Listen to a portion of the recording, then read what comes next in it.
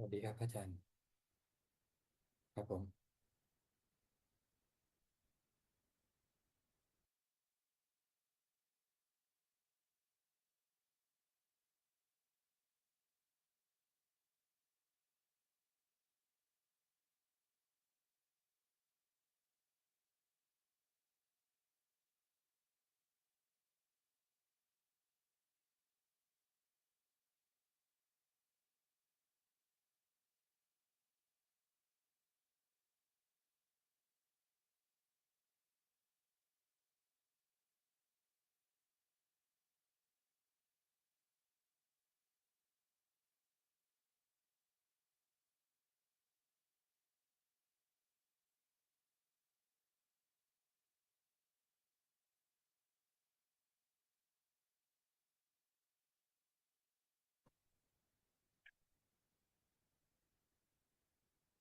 Hello, everybody. Welcome to another Dhamma meeting where we will discuss the Buddhist practices of charity, morality, and meditation. Everyone who's interested is welcome to join.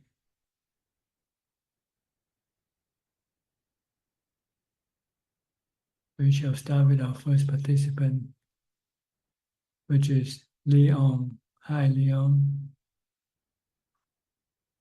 Where are you from? Hello, good evening, Ajaan. I'm currently based in Singapore, but I'm originally from Malaysia. Yes, can I help you? Yes, Ajaan, I have a situation that I'd like to ask for some advice.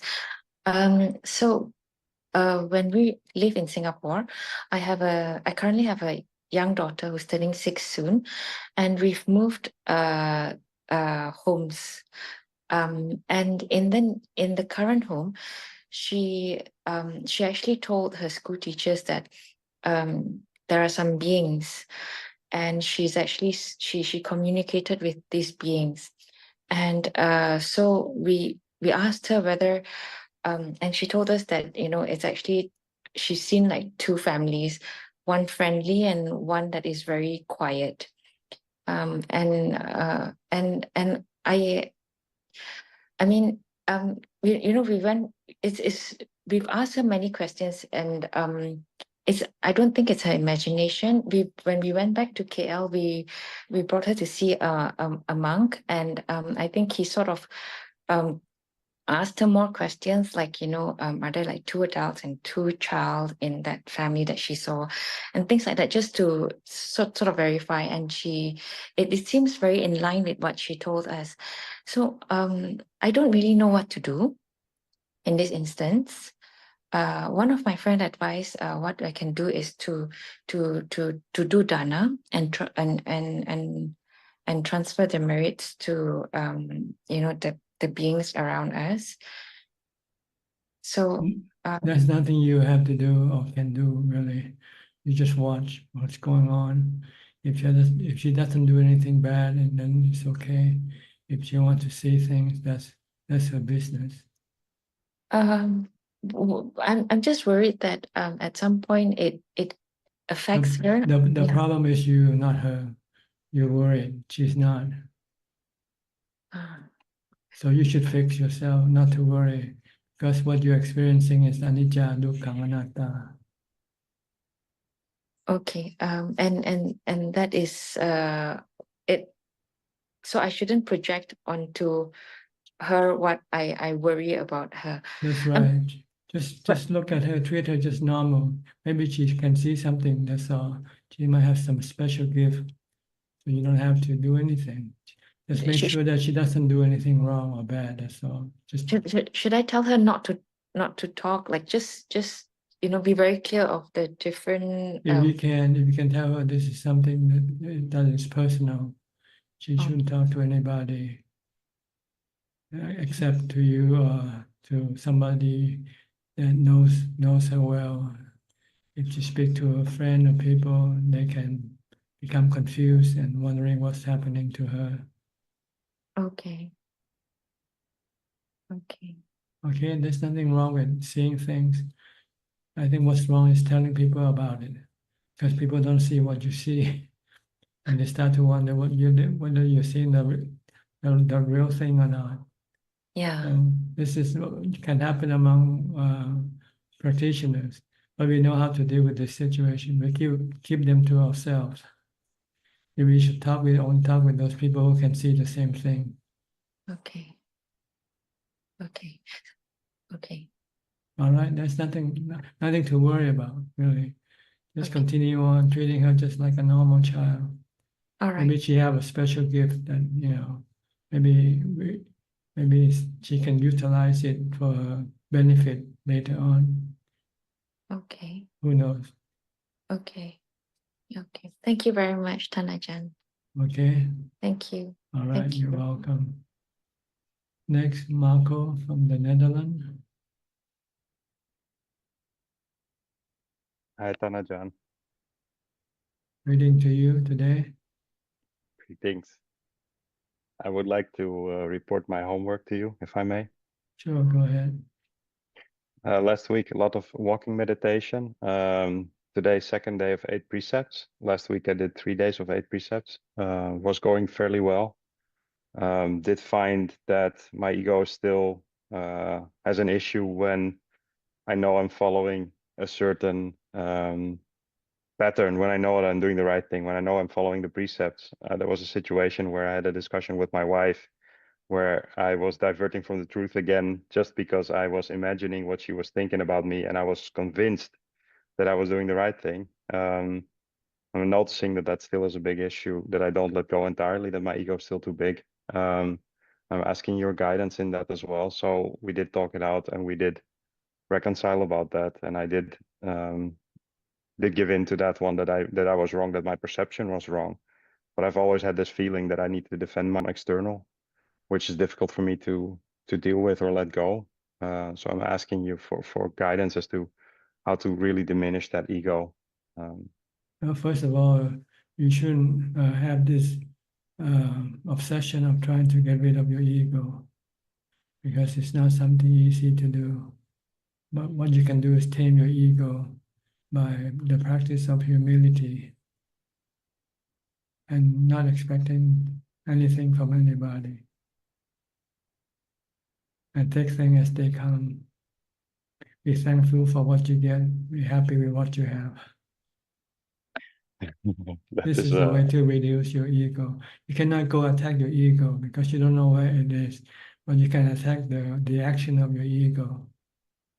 Yeah. Change your action from being egotistic to become selfless. Do things for other people, for instance, helping other people, serving other people. Charity, humility. Yeah. And also morality. If you should do anything, even if your ego is doing, as long as it is morally correct, then it's okay. Yeah, that's what we discussed as well. So as long as you're following the precepts and you're following the truth, the Dhamma will protect you. There's no need to protect the ego, except and I can't change that, obviously. And then when I try to be back in the moment, then still that nagging feeling comes back of the past situations. And I noticed that one day I have more problems with that than the other day. And what my remedy is, or at least what I try to do, is just try to watch my breath and go to the moment now. How am I feeling now? Am I doing the right thing now? What action that I'm taking now, is it skillful or unskillful? And I'm noticing that helps. But I don't think I can easily switch off what has happened in the past. I think that's very difficult. No, the past is already gone. You cannot go back into the past. But you can use the past as a teacher, as a lesson, not for you to repeat the same mistakes. And how do I try not to get too demotivated by the past? How do I try to not look up too much to what has been there? It's like this iceberg that feels like it's bring your mind me. back into the present by reciting the mantra Bhutto Bhutto. Okay. You don't have mantra, so your mind becomes free to roam about the past and the future. But once you start to reciting Bhutto, Bhutto, it cannot go to the past or to the future. So you Yeah. have to stop a break to your thoughts. And Bhutto is a good braking system for your mind. Yeah. Or if you can concentrate on focus on what you do, this can also bring your mind back into the present. If you're walking, just merely walking, don't think about other things while you walk, or eat or sleep, or do anything. Just focus on what you do. Keep your mind in the present. But once you lack mindfulness, then your mind will slip into the past, slip into the future. Yeah. I noticed that it happens often when I drive. That's the moment that the mind kind of gets, specifically when Slip it's busy away. on the road. Yeah. You have to focus on your driving. Yeah. Yeah. And then it Or you feels can like use it's at the same mantra. time. You can use mantra to help you focus on what you do, and also use mantra. And this will almost can stop your mind from running away. Thank you, But it Ajahn. takes time, because it's not your habit to recite the mantra. Your habit is to let your mind drift into the past or into the future, hardly staying in the present. Our mind don't like the present. We stay in the present just briefly enough to know what's going on, what we do, and then we start to drift into the past or drift into the future. So mindfulness is the key to bring your mind back, to be stable and not to roam about, not to run around. Thank you, Ajahn. Okay. And another thing, last week during meditation, I had a very good meditation session, and I felt at a certain point that the breath was leaving. It was gone. I didn't perceive it anymore, and it felt like something was pulling me on the head or something. It was like going away, and that it went away, and I was very sad that it went away. But I read in the book from Luang Taba Bua that's fear of death. That's what's holding me back. Is that the case? That I get too startled that the breath is away? Is that holding me back? Well, generally people will think when there's no breathing, you must die, right? So maybe some people will have fear when there's no breath to watch. But he said that not to worry, because the breath has become so subtle that sometimes it might not be observable anymore. But it also means that the mind is nearly getting close to abandoning the body, separate from the body. So you shouldn't react in any way to the situation, but just continuing to focus on the same point where you used to focus, even though when there's no breath there anymore. Just keep focusing at the same point. Then sooner or later your mind will then be separate from the body. The breath and the body will disappear from your awareness temporarily, and you'll be in peace and happiness.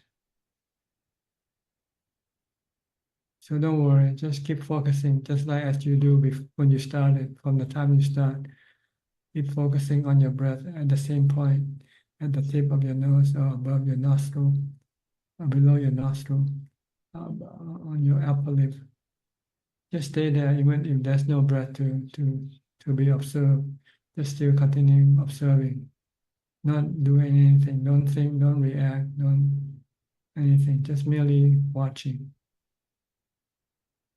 And whatever happens, you'll experience it. Normally, the mind will drop into calm, and it might feel like you're having your last breath before that happened. But that's okay. It's just an experience. Then the mind will become quiet, still, peaceful, and happy. I noticed that the day after, when I was meditating, I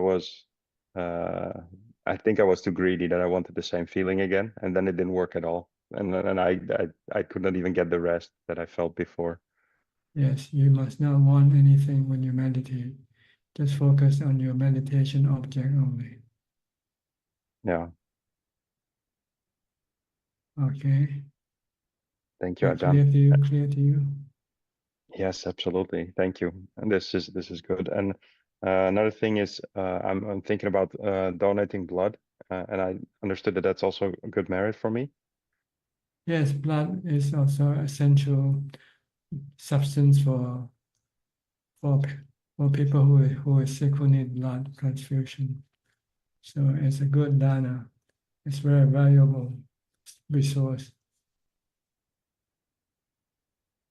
That will help me to give more, and to do more for other people instead of myself. That's right.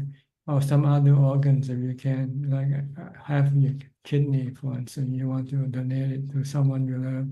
If they should happen to need another kidney, if they don't have it, they will die. And sometimes you give one of your kidneys. This is a good merit. It's because you're saving life. Life is more precious than money, right? There is no cost, no value that you can put on life.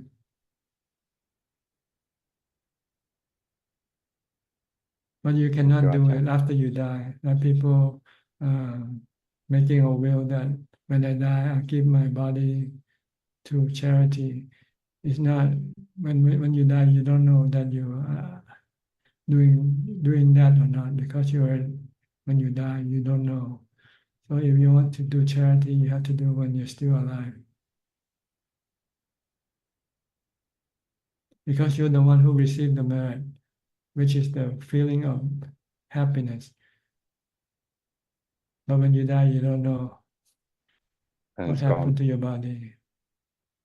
So you're not giving anything after you die. Thank you, Ajahn. Okay, anything else?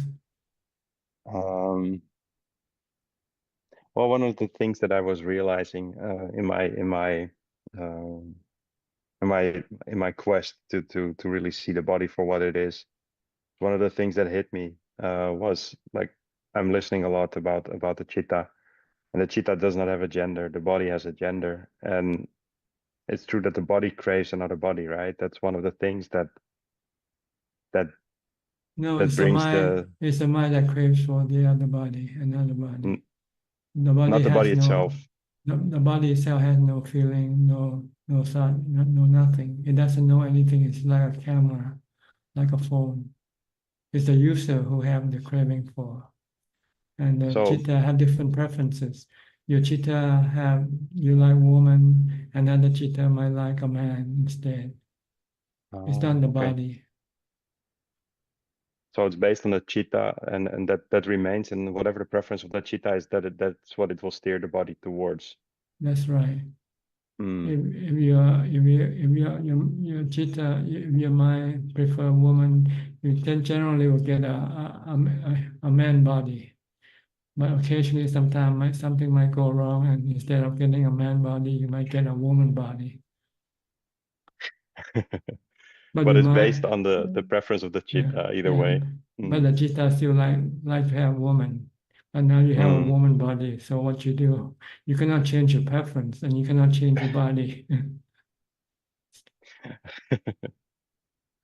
Yeah, it's I'm trying to, so indeed it's the chitta itself, and then the kilesas will lead you towards the sensual pleasures again, and they try to do it in very sneaky ways. I do keep trying to combat them. When I worry too much about that, I'm not strong enough to defend against the kilesas, I try to go back to the present moment and see what I'm thinking at this point in time.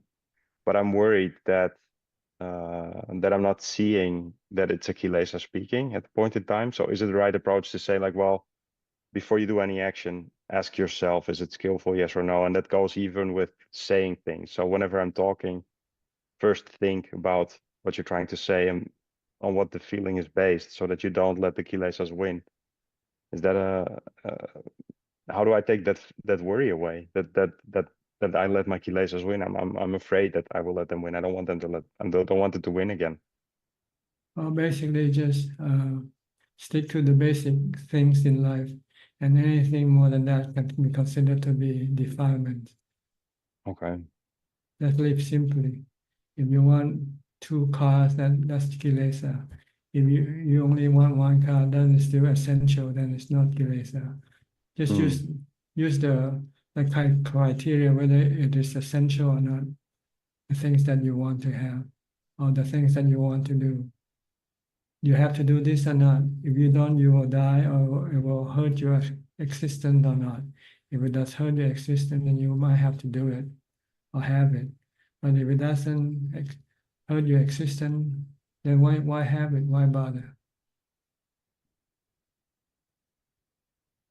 Like drinking, does it hurt you or not if you don't drink? You know? It doesn't it will hurt be you to difficult. drink. Yeah. Correct. Or This is one of the watching entertainment on television. Do you have to watch it or not in order to survive? No, you don't. No, Right? not at all. That's what I'm Okay. realizing. So when you're watching, it's your defilement already. Exactly. That's why we really cut down. I'm not watching any TV anymore. I used to watch soccer. I don't watch it anymore, and I like that feeling. I like the feeling of not having it, and I'm noticing that I'm way more calm now, way less pressure from the outside. But I'm also hoping that for our son, it's a good example. So like, you don't really need this. It doesn't add value. It's just a distraction, nothing more than that. And that's what I wanna keep doing, and that's why I noticed that the practice is really helping me out, and I'm feeling better because of it. So that's what I try to keep and apply to everything I do. I know that my biggest issue is the interaction with other people, and that's what I need to be more professional and stable about. And that's going better as well. I'm realizing now that it's better to think before you act. You ask yourself whether it is essential or not. Yeah, exactly. This can tame a lot of your defilement, a lot of your greed and your craving. Absolutely. Thank you, Ajaan. Okay. All right. If you want to tame your defilement, keep the 8 precept. The 8 precept is there to tame your Just defilement. yeah, exactly. Maybe I should just keep following 8 precepts forever. It's going to be Yeah, better. keep it forever, and you'll be safe. You'll be safe from your defilement a lot. Thank you, Ajaan. Okay, you're welcome. Next, Samanji from Sri Lanka. How are you? Any question tonight? Yeah, I understand. I have some questions. Can I go ahead? Can you speak louder, please? Your voice I is have not. a few questions. Can you hear me now? Okay, good. Yeah. Can you? Now, firstly, I'll start with I have a question related to my meditation, Ajaan. When I meditate for a very brief time, maybe for 10 minutes or so, most of the times, I feel as if my mind is free from my body when I meditate for a very brief period, but this feeling doesn't last long. The more I meditate, the less frequently it occurs, that the feeling that the body is free from my mind. But on certain days, I experience this feeling even just a few minutes into the meditation. But I wonder why it doesn't happen more often. Well, this feeling are still delusional. They're not real. So just don't worry about them. You haven't yet reached the point where you consider to be successful in your meditation, which is the mind become completely calm. Yeah. Okay. So don't worry about it. Just sometimes your mind just creating this feeling. Okay. This happens only for a few minutes or few seconds, actually. And just So focus on your meditation object. Okay. And ignore all the feelings that might arise. But the more I meditate, the less frequently it occurs that feeling that the body is separate from the mind. So I should not yearn for that feeling, no? Right. I should it's not real. It's just imagination. It's kind of okay. So I have to keep on doing. I have to keep on doing my meditation for a longer period, Thanaja. But sometimes long or short, it depends on your mindfulness. If you have strong mindfulness, you can enter into jhana very quickly. And once you're in there, you can remain there for a long time. But if you don't have mindfulness, you'll be sitting and struggling with your thoughts and your feelings, and so you feel quite uneasy. So you might want to meditate for long. Yeah, actually, it's very difficult to control my thoughts also. That's Maybe right. early in the morning when I meditate early in the morning, it's easier to control my feelings than maybe thoughts, Yeah, you should endless practice. thoughts. You should Yeah. practice more mindfulness during the day also, not just when you meditate. Try to control your thought as much as possible Throughout the day. throughout the Ajaan, day. no? Yes. Okay. From the time you get up to the time you go to sleep. Okay. I do that as well, Ajaan, but I think still my mindfulness is weak. I don't have been doing it for a while. Okay. And my next question is, what's the best Buddhist method we should practice to overcome ego? To what? Repeat your question again. What's the best Buddhist method we should practice to overcome ego, our ego, self?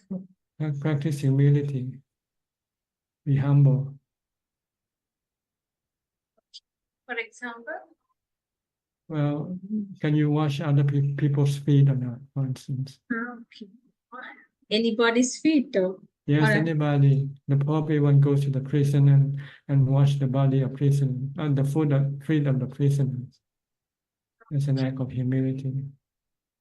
This is the way to reduce your ego. Your ego wants people to wash your feet for you. So you have to do the reverse thing that your ego wants. Is to go wash other people's feet. Giving also is a form of reducing your Clearly. ego.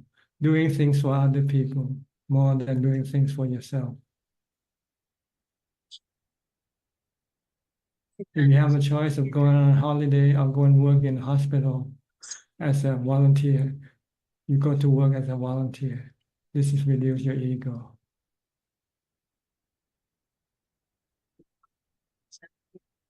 Try to do as less as possible for yourself, things for yourself. Replace it by doing it for other people instead.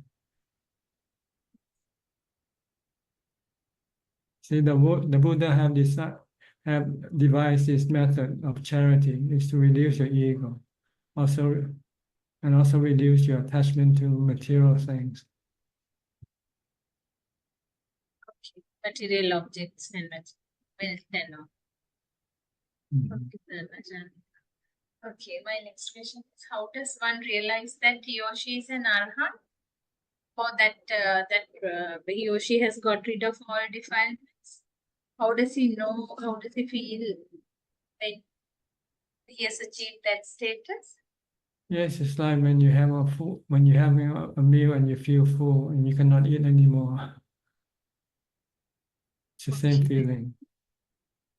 When you become an arhat, you don't want anything anymore. No more cravings for anything. No craving for sensual pleasure, no craving for being, no craving for not being. You feel fully contented, contentment. Without having anything. Yes. Yeah. Okay, Ajaan. I have 3 more questions. Can I go ahead? Just go ahead. Yeah. No worry. Now, I have a couple of situations like how should a Buddhist respond in these situations? Situation 1 is when a Buddhist notices a neighbor or a relative neglecting their own children. I mean, relatives or neighbors' children.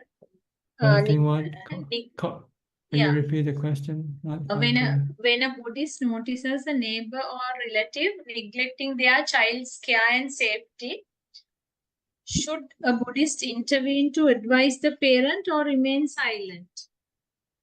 It depends on whether you can intervene or not. If you can intervene, do so. If you cannot, or when you intervene, you make things worse, then you shouldn't do it. Okay. You have to look at the result of your intervention, whether you can make things better or worse. Okay. If we can intervene and if we think that it will make good results, then we better intervene, no, Thanajan? That's right. Whenever everybody becomes happy from your action, then that's good action. But when you have hard feelings afterward, creating hard feelings among people, then maybe it's not, Okay.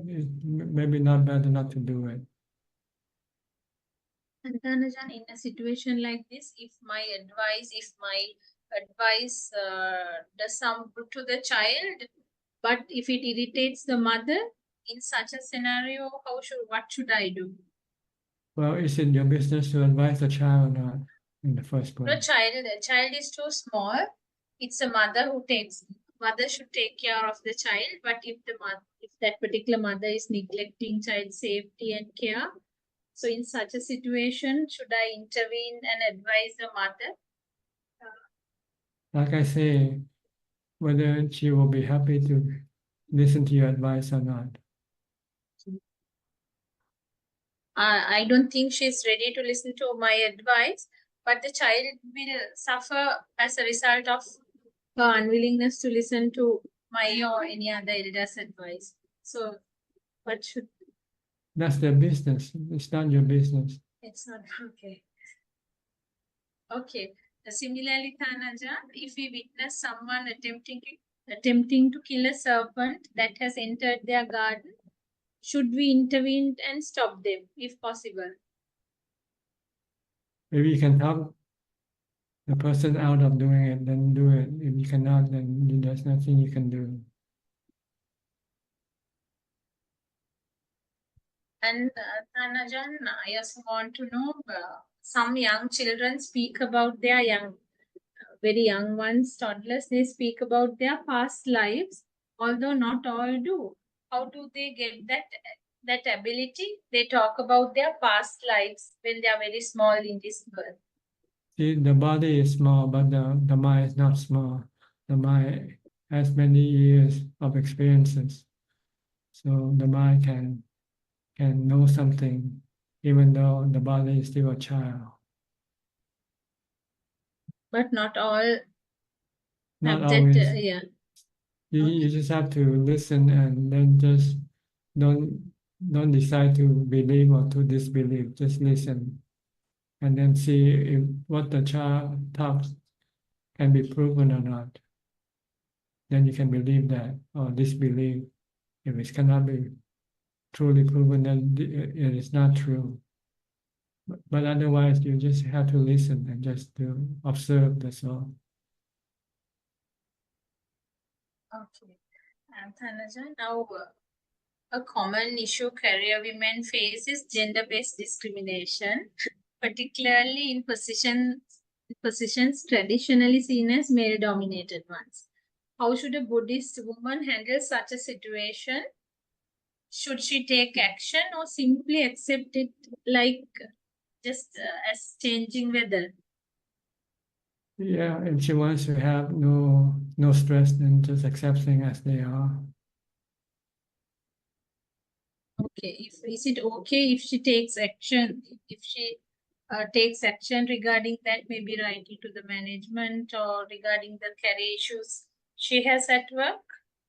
She can do anything she wants, but she will have to accept the consequence of her action. That's all. Okay. And Astanajan, my last question is to what extent, I mean, can we change to what extent can we change our past karma? Can we completely stop our past karma, the bad consequences of our past karma through engaging in good deeds, maybe in present? You cannot stop the consequence of your past karma, but you can stop the karma that you are doing now in the present. By engaging in more good karma in this life, can we You can stop do good karma to the point where your mind can become unaffected by the consequence of your bad karma, of your past karma. Like when you become an arahant, then your mind will not be disturbed when the consequence of your past karma strike you. you can take it very calmly, like the venerable, what's his name? The Buddha's left-hand disciple. The other one, the one who has the special gift. I cannot remember. Sariputta and the other. Sariputta and Moggallana. Moggallana. I think Moggallana, Moggallana got killed, I think. But he said that he can use his special power to protect his life, but he still could not stop the onslaught of the consequence of the bad karma. The only way to stop the onslaught of this bad karma is to let it happen. So he let it. I think he let whoever it was kill him. Then the karma will be over. But his mind is not affected because he accepted death long before he became an arahant already. Once you become a sotapanna, you can accept death without any fear or any anxiety. Ajaan, that's all for today. Thank you. Okay, thank you for your question. I hope you keep sending them in. See Sure you will next do. week. Yeah. Okay, I'm here to answer your question. Okay, next, Livan from California, Marin County. Hi, Ajahn. I don't have a question, but I want to thank Sui and Czech for sending me the Dhamma books last week. And I started reading the book. It's really helpful. So just want to say that. Yeah. Okay, happy to hear that the books are useful. Thank you. Yeah, I just started reading Beyond Birth 2 days ago, and it's really good. Thank you for sharing your story. Okay, you're welcome. I'll go to Coxing now from Singapore. Briefly, Prajan. No questions at the moment. Thank you, Prajan. Okay. How about outsourcing from Malaysia? Good evening, Ajaan. I have no questions. No Happy question either. listening. How about Ronnie? Ronnie from England, I think. Rohini, I'm sorry. Good evening, Ajahn. Yes. What can I help you? Yeah, I haven't got any questions, but I just like to tell that my practice is good some days and not so good other days. It depends on your mindfulness. If you have Yes, mindfulness, it will be good. If you're not mindful, then it will not be good. especially one day, I don't normally set up alarm, so I just realized it went well over an hour, and during that sitting, the breath became very subtle, and it's good feeling on that day, but I couldn't. That is only just one occasion, and after that, I couldn't sit more than 40 minutes or something. Actually, I gave up because of not on that day, another day. So because too many thoughts, and that's how some days it's okay, some days it's not good. Yeah, you can look at it as a anicca.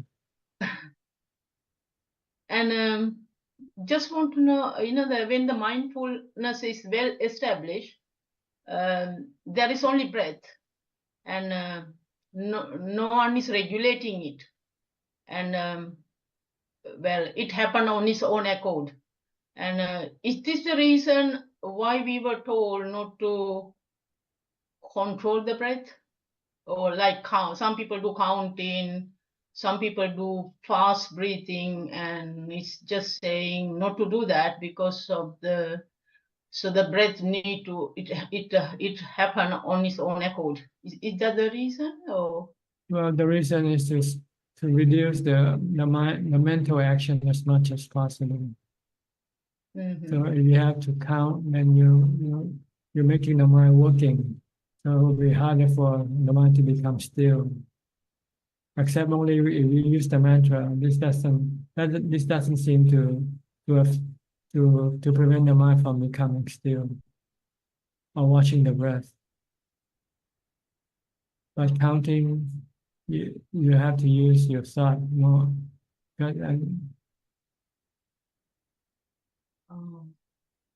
So mind becomes still, or the some we can have we can gain samadhi by merely just watching. without controlling it.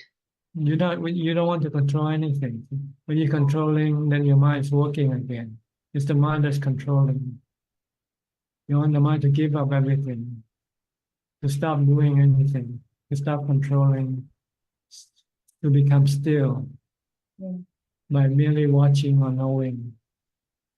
Yeah.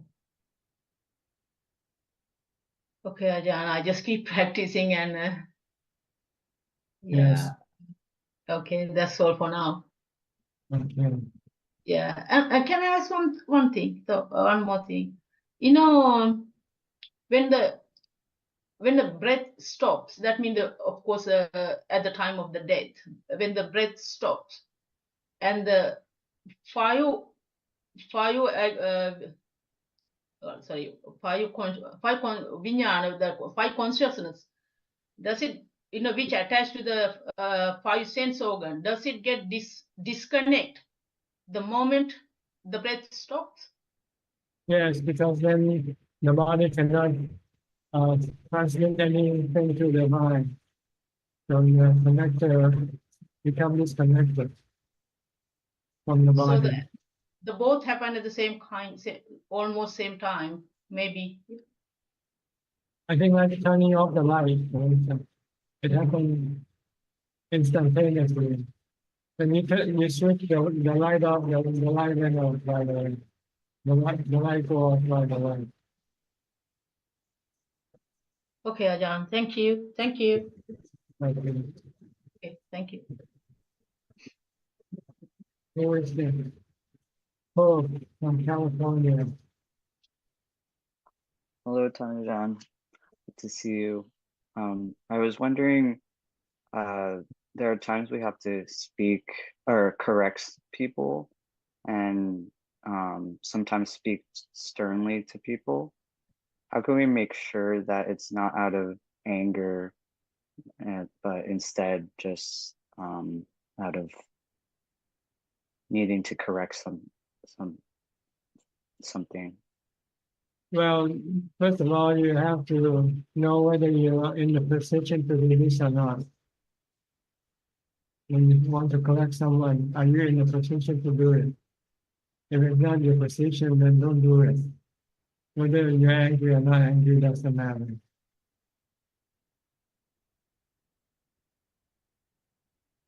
If we are in the position, Then you have to watch whether you're speaking out of emotion or out of rationality. so we just pay attention to the feeling that That's right. If you're emotionally, then you should not say anything yet.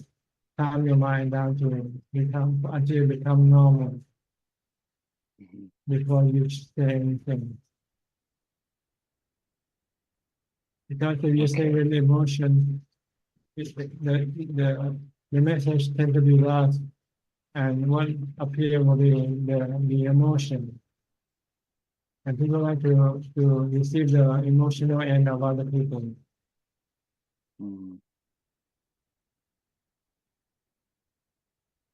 So you have to know whether you're angry or not. You are lustful or not. You're greedy or not when you say something. Do you say it out of greed or hate or anger or not? If you don't have enough mindfulness, you won't be able to see this in your mind. So then you just have to use whether you should be speaking or not speaking. If it's not your time to speak, not your place to say anything, then you should just be quiet. Okay. I had another question about meditation. The other day, I was keeping the 8 precepts, and my meditation was good and I had a good experience. And the days following, I sort of recollect that experience and my thoughts go to wondering what it was and trying to remember it over and over again. How can I work with that? You should just forget the past and stick to the present. Bring your mind back to the present by focusing on your body, actions, reciting the mantra, deeply. Okay. Unless you want to learn something from the past and how make it useful for you, then you can think of the past. I did something like this and this is what happened to it. Maybe if I want the same thing, I should do the same thing again today, now. And then I should get the same thing. If I do the same thing that I did before. But just to yearn for the result without doing the cause, then it will not be useful because you won't get result from just yearning for it, hungering for it. You have to do the work itself to get the result. And one more question. When you enter jhana, does it feel or does it appear the same each time? Like are the signs the same each time, or is it slightly different each time you enter jhana? It can be different. Sometimes you enter deep, sometimes you don't enter as deep. Sometimes your mind can be calm, but you still can hear things, can feel the body. Sometimes you go deep inside and you don't feel or hear anything.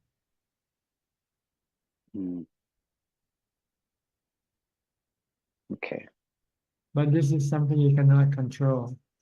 It just comes depending on the strength of your mindfulness. So just use mindfulness, practice mindfulness, and then whatever the result, just accept it for what it is. It just means sometimes your mindfulness is not as strong as the other time, but the result can be different. Okay, I understand. Thank you, Ajaan. You're welcome. Next, Alvin from Malaysia. Namaskar, Ajaan. I don't have any question. Just pay respect in listening. Thank you. Okay. Dr. Genso from Penang. Hi, Ajaan. Good evening. No question, Ajaan. Okay. Dr. Diana from Wales. Greetings, Ajaan. Thank you. Just listening. Very interested in the don't speak when you're emotional, and I'll be working on that one. Okay. Good. Thank you. All right. You're welcome. Next, Marsha from Ohio. Good morning. Today I am just listening. I've been traveling and sort of lost my momentum in the practice, but still just trying to watch and still working on keeping the focus at the nose tip. And I can identify with some of the other questions today where you get an experience and you want to have a repeat, or you're looking for a similar thing to happen. And so I'm just trying to work with that and not have any expectation. Yes, you just have to do the work, and the result will come after the work that you put in. Yes. Another monk had mentioned that you have to have confidence in the practice. And I try to remind myself of that if I have the confidence in the practice, and I know from practicing over and over and over, that the benefit comes. It comes in its own time and it comes in its own way. That my job is just to practice and leave everything else blank. That's right. Because sometimes the result can come unexpectedly when you don't expecting it. Yes, yes, that does happen. It usually happens. It was funny. I think Marco said that when he's driving, his mind goes out of control. And for me, it's the exact opposite. If I'm like driving on the highway, I can get the great peace. Usually I'm just like moving, moving. You just focus on your driving. Yes, I need to do that too. Thank you. But yeah, no questions today. Okay, good to see you. Next, Good to be here. next, Philip from Malaysia. Hi, good evening, Tanjan. I don't have any questions. I just this week is just I have a very bad lower back pain, so I can't sit too long. But fortunately, there are 4 postures of meditation. I know I still can continue doing meditation without that pain, but it doesn't bother anyway. Yeah. Yes, because when you meditate, it's the mind that doing the meditation, not the body. Yeah, I mean, I've been fortunate that throughout all these years, there's not a lot of body pain or irritation or anything like that. But I'm not too sure what happened. It could have been, I sat too long or did something. But yeah. So anyway, it doesn't bother me. There are 4 postures to do. I can do my walking, I can do my standing. I did. Instead of my sitting this morning, I did some standing meditation, just to straighten the back. So Yeah, good. Or lying down if you don't go to sleep. But the right side, yeah, right side. Yeah. But that's the last option, because it's easy for you to fall asleep when you're meditating on the lying position. Yes. Yeah. But if you're sick and you cannot get up, stand or walk or sit, then you just have to meditate while you're lying down. Yes. But it does for this particular pain or whatever, doing the side meditation, lying down, right? It actually helps the lower back for some reason. I mean, not sleeping down like a dead person. I mean, I think that when you fall asleep quite fast. That's right. Yeah. If you lie on your side, you're more mindful than you're lying on your back. Yes, and there's a difference. I mean, I tried. The prerequisite, I think, is on your right side. I mean, I tried the left side. Yeah, I can see why the Buddha recommended. I mean, not to crush your heart. I can understand now why. Yeah. Yeah. It's a bit difficult on the left side. I can That's understand right. why. Yeah. Right. Yeah. Because it doesn't disturb the heart. Yes. You don't put pressure on the heart when you lie on the right side. Yes. Okay. They call this the lion posture, lying Yes. on the right side. Yeah. You sleep like a lion. You don't sleep like a dead person. If you lie on your back, then we call this is the dead man's position.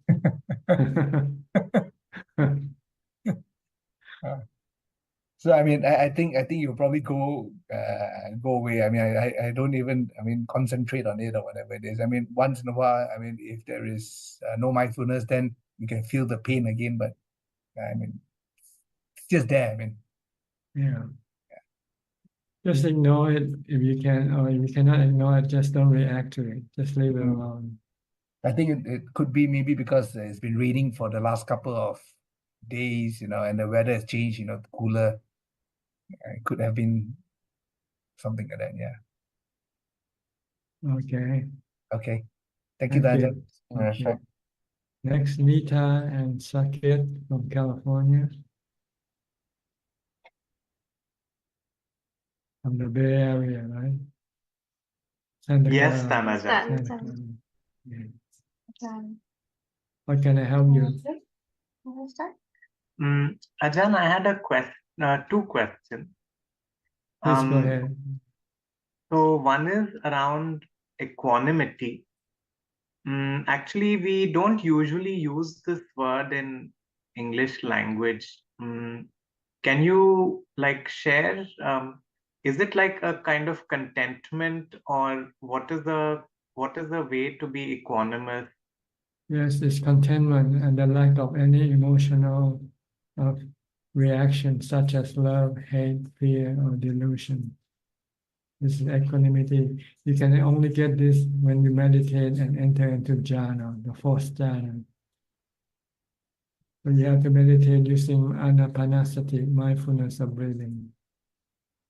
And just keep focused watching your breath until the mind becomes gradually calmer and calmer, and eventually fully calm, fully become still. Then you have equanimity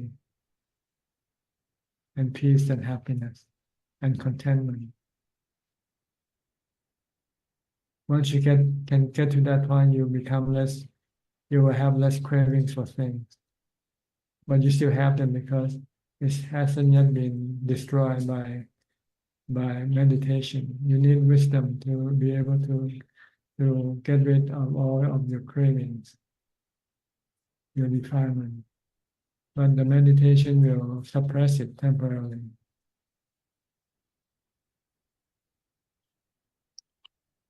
Thank you, Ajahn. Another question I had is sometimes we meet monastics from different traditions.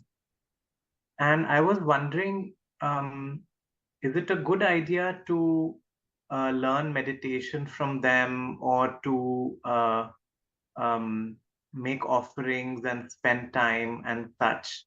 Or is it important to only meet monastics of our own tradition? Well, it depends on the situation.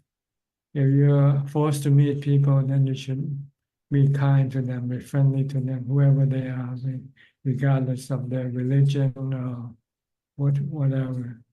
If you have to come involved with people, regardless of their nationality or religion, you just have to be kind and nice to them.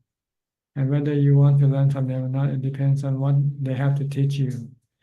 If what they have to teach you, you find it useful for you, it can help get rid of your suffering, get rid of your sadness, then you can learn from them. But if it doesn't help you, or it can create more confusion for you, then maybe you shouldn't learn from them that way. It depends on whether you can be, it is useful for you to learn from them or not. Thank you. Okay, but we should never despise or hate anybody. We should always respect other people's belief or teaching, even though if we don't believe in it, we don't have to show this respect. We just show humility. Okay, Nita, you have any questions? Yes, Ajahn. I had a couple of questions. Actually, on the question of equanimity itself, I was reading about the stages which lead to jhana, and then there is vitaka, vichara, and then piti comes, and then sukha. But Yes. I was trying to understand what is the meaning of vitaka and what is vichara. Vitaka and vichara means you still do some thinking about your breath. Once and when you meditate, you have to know that you are breathing in, breathing out. This is vitaka, vichara. Watching your breath, knowing your breath is vitaka. Knowing whether it comes in or out is vichara. It's mental action.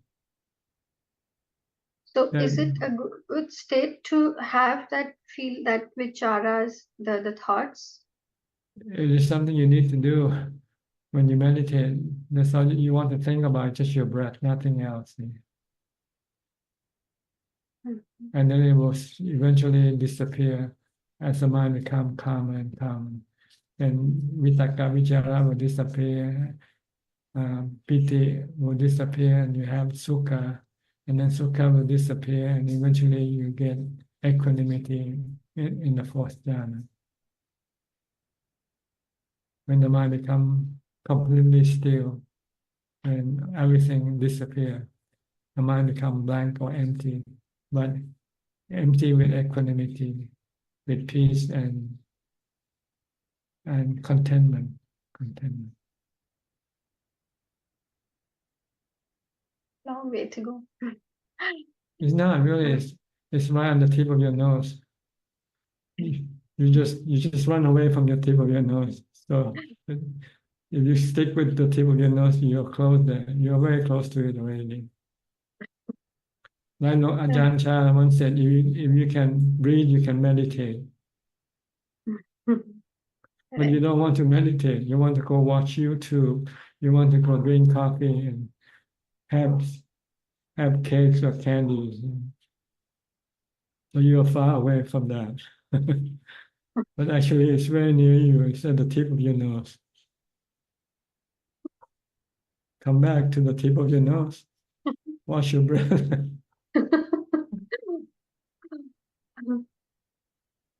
Right?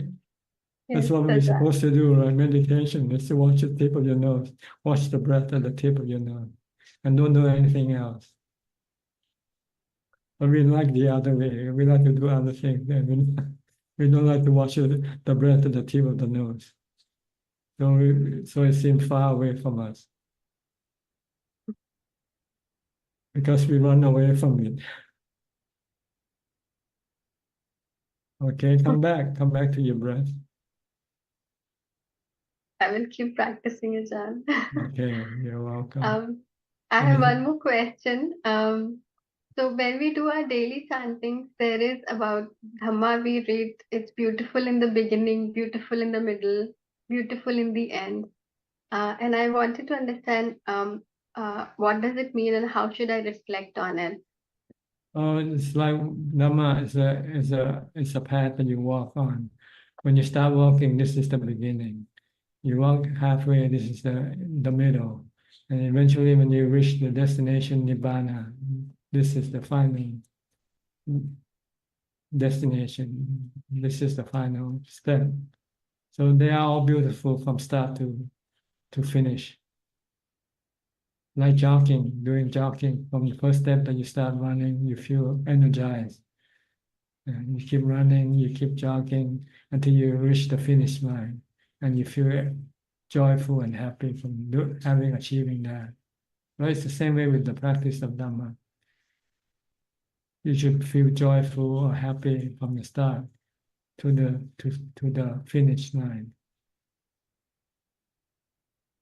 It brings you peace and happiness, the result of Dhamma practice. Okay, so that's what it means, really. Thank you, Ajahn. You're welcome. Next, Nining from Indonesia. Good evening, Ajahn. Ajahn, there is a monastery benefactor come to me and ask for my advice. Her son is addicted to drug. She asked me how to deal with her son in a Dhamma way. Put the son in the temple, live in the monastery, away from the drugs. Oh, so because her son is still walking, he has a plastic fabric. So her mother asked me, is her son can be cured from the addiction? First, the son has to have the will to want to be killed first. If he has no will to be killed, then there's nothing you can do for him. So he has to have the will, the desire to be killed. Once he have that, then he has to accept the cure that he has to go through. There's a famous temple in Thailand which is known for helping drug addicts getting over their addiction. And they have some some special courses that the person has to go through. Some taking some herbal medicine or so, and with the practice of Buddhist practices of charity, morality, and meditation. Oh, what is the name of the temple, Ajahn? Wat Tham Krabok. Oh, Wat Tham Krabok. what? Where is TAM the KRABOK.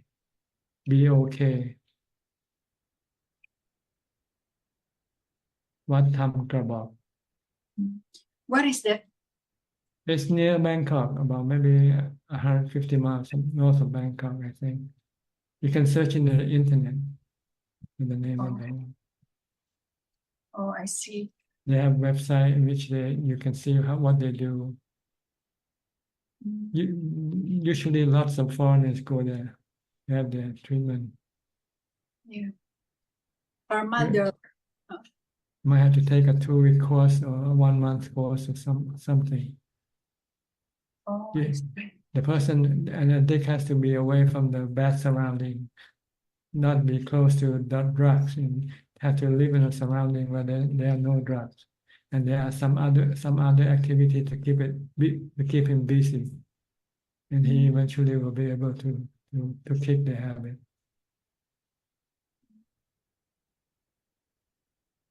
Okay, search the internet for see if you can send it to her, and maybe if she likes, maybe she can bring her son to this temple. And since her mother is very rich and her hobby is building the monastery and also supporting all the monastery activities, for example, meditation and all the activities in monastery who need her help.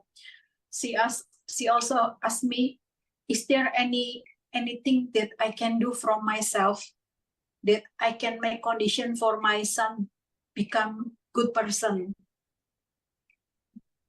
You can convince him to go take the treatment if she can convince him. That's the best thing that she can do for her son right now. Oh, I see. So there is hope. But she cannot do anything for him. He has to be the one who has to go through the treatment. And then Ajahn, I read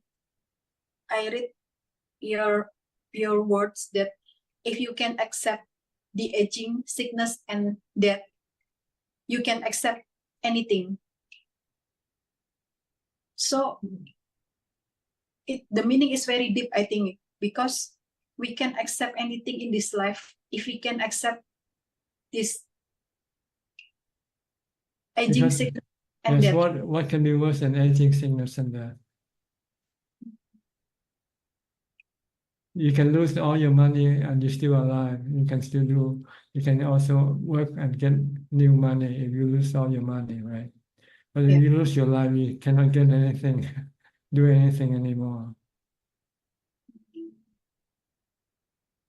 So if you can accept that, and you don't worry about having anything, you can live with anything or without anything.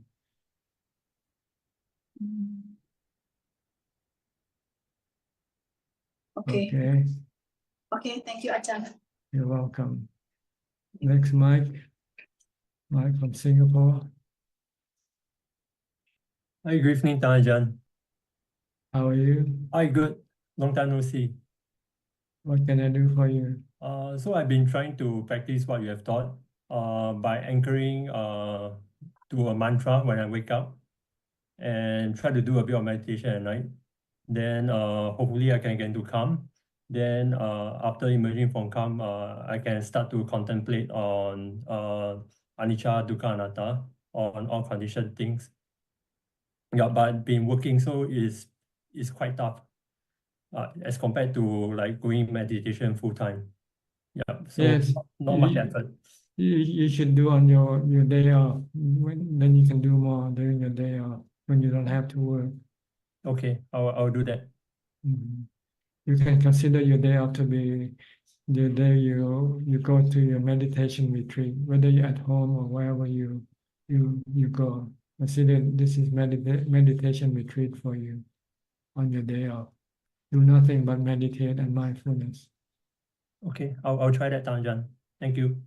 And keep the 8 precepts. Okay, Good. thank you. Yeah, just be patient, just keep doing it, and slowly the result will come up gradually. You'll feel calmer, you feel more mindful as you advance, as you proceed. Okay? But you have to do the work. Just don't wish for the result without working. All right? Okay, you turn off your mind. Next, Lynn from Indonesia. Good evening, Tanajan. What can I do for you? Yeah, just have a question. So if someone has attained arahantship, does he or she still need to meditate? If you're well, do you need to take medicine or not?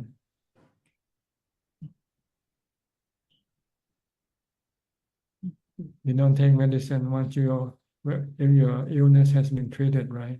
Yeah.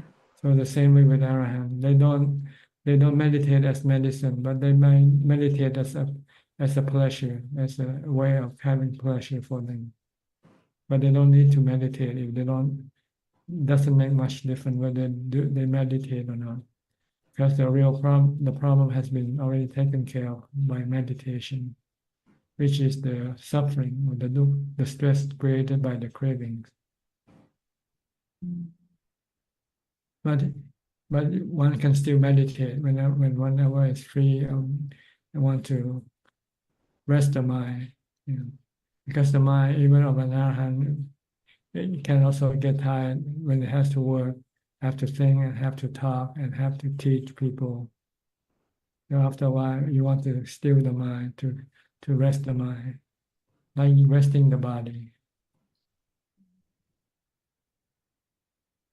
But not for the purpose of healing the mind, not for the purpose of getting rid of any suffering from the mind, because there's no suffering to get rid of. It's all gone.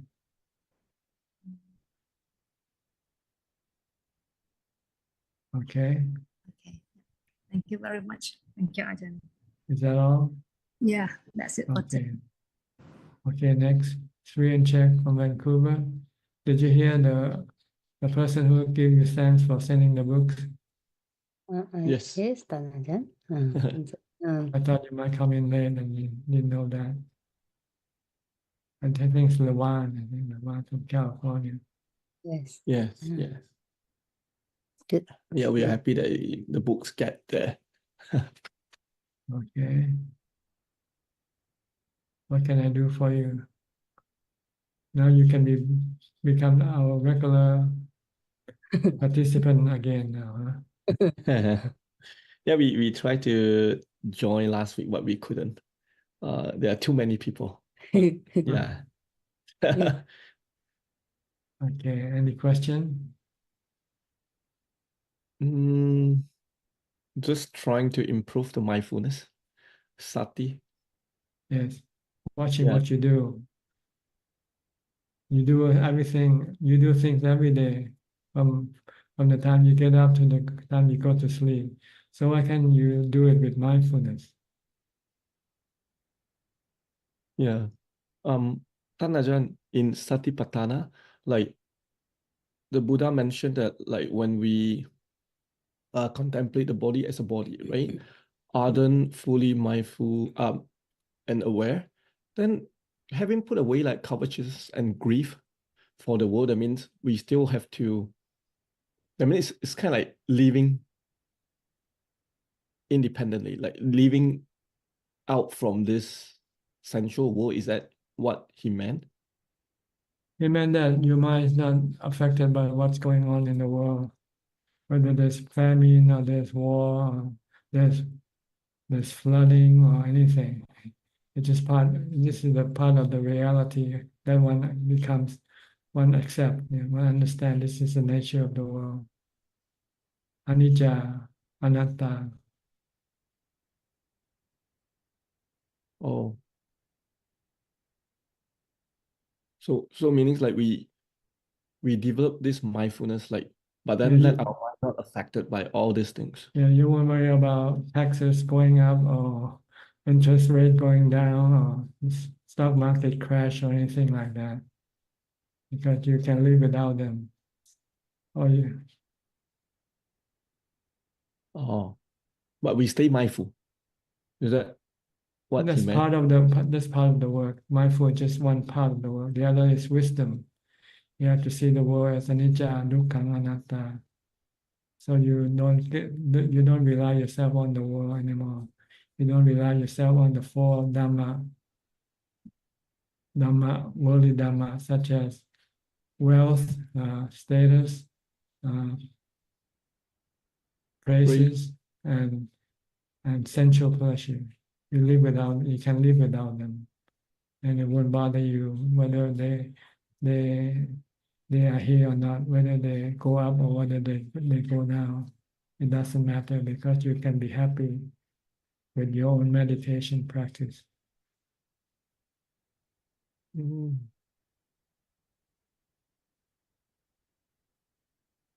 Okay, so Yes. practice mindfulness first to get to jhana.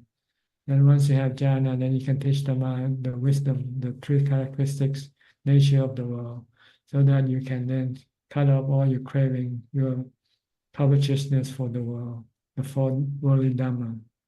You would have no cravings for wealth, for status, for praises, or for sensual pleasures. So when you no longer rely on them as your source of happiness, then it doesn't matter what happens to them, right? Mm. Because you have your own source of happiness. It's like if you have your own personal generator, you don't have to rely on the company generator, the electrical company for electricity. If you have your own solar cell, you can produce your own electricity. So it doesn't matter if the rate goes up or down. It doesn't bother you. You have your own power. You can generate your own power now. Same way with the happiness. Now you have to rely on the worldly Dhamma for your happiness. You have to rely on money, on your status, on praises from people. You have to rely on sensual pleasure to keep you happy. But once you can meditate with mindfulness and wisdom, then you see that they are all suffering, dukkha. So you don't want to have anything to do with them, because you can be happy without them.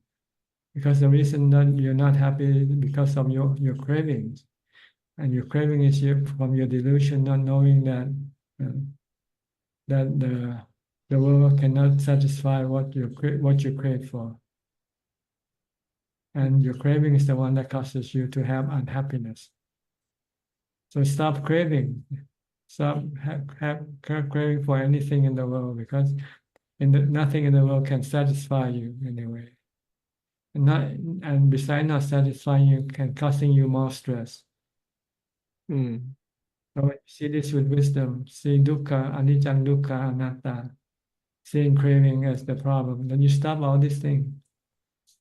When you have no craving left, then the mind remains peaceful and calm forever, contented forever.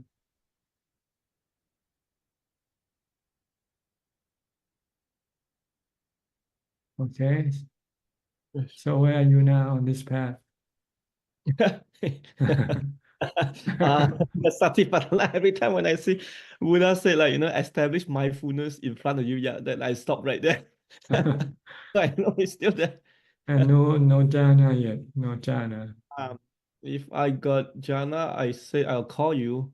I'll send an email to Buddha. Let him know. But I think that, like, one main thing is to develop interest too, right? To develop interest in practicing, like in. Oh yes, you first of all have to be interested, or else you won't be in this room. Yeah. But just how much interest you want to have, that's all. That's the problem.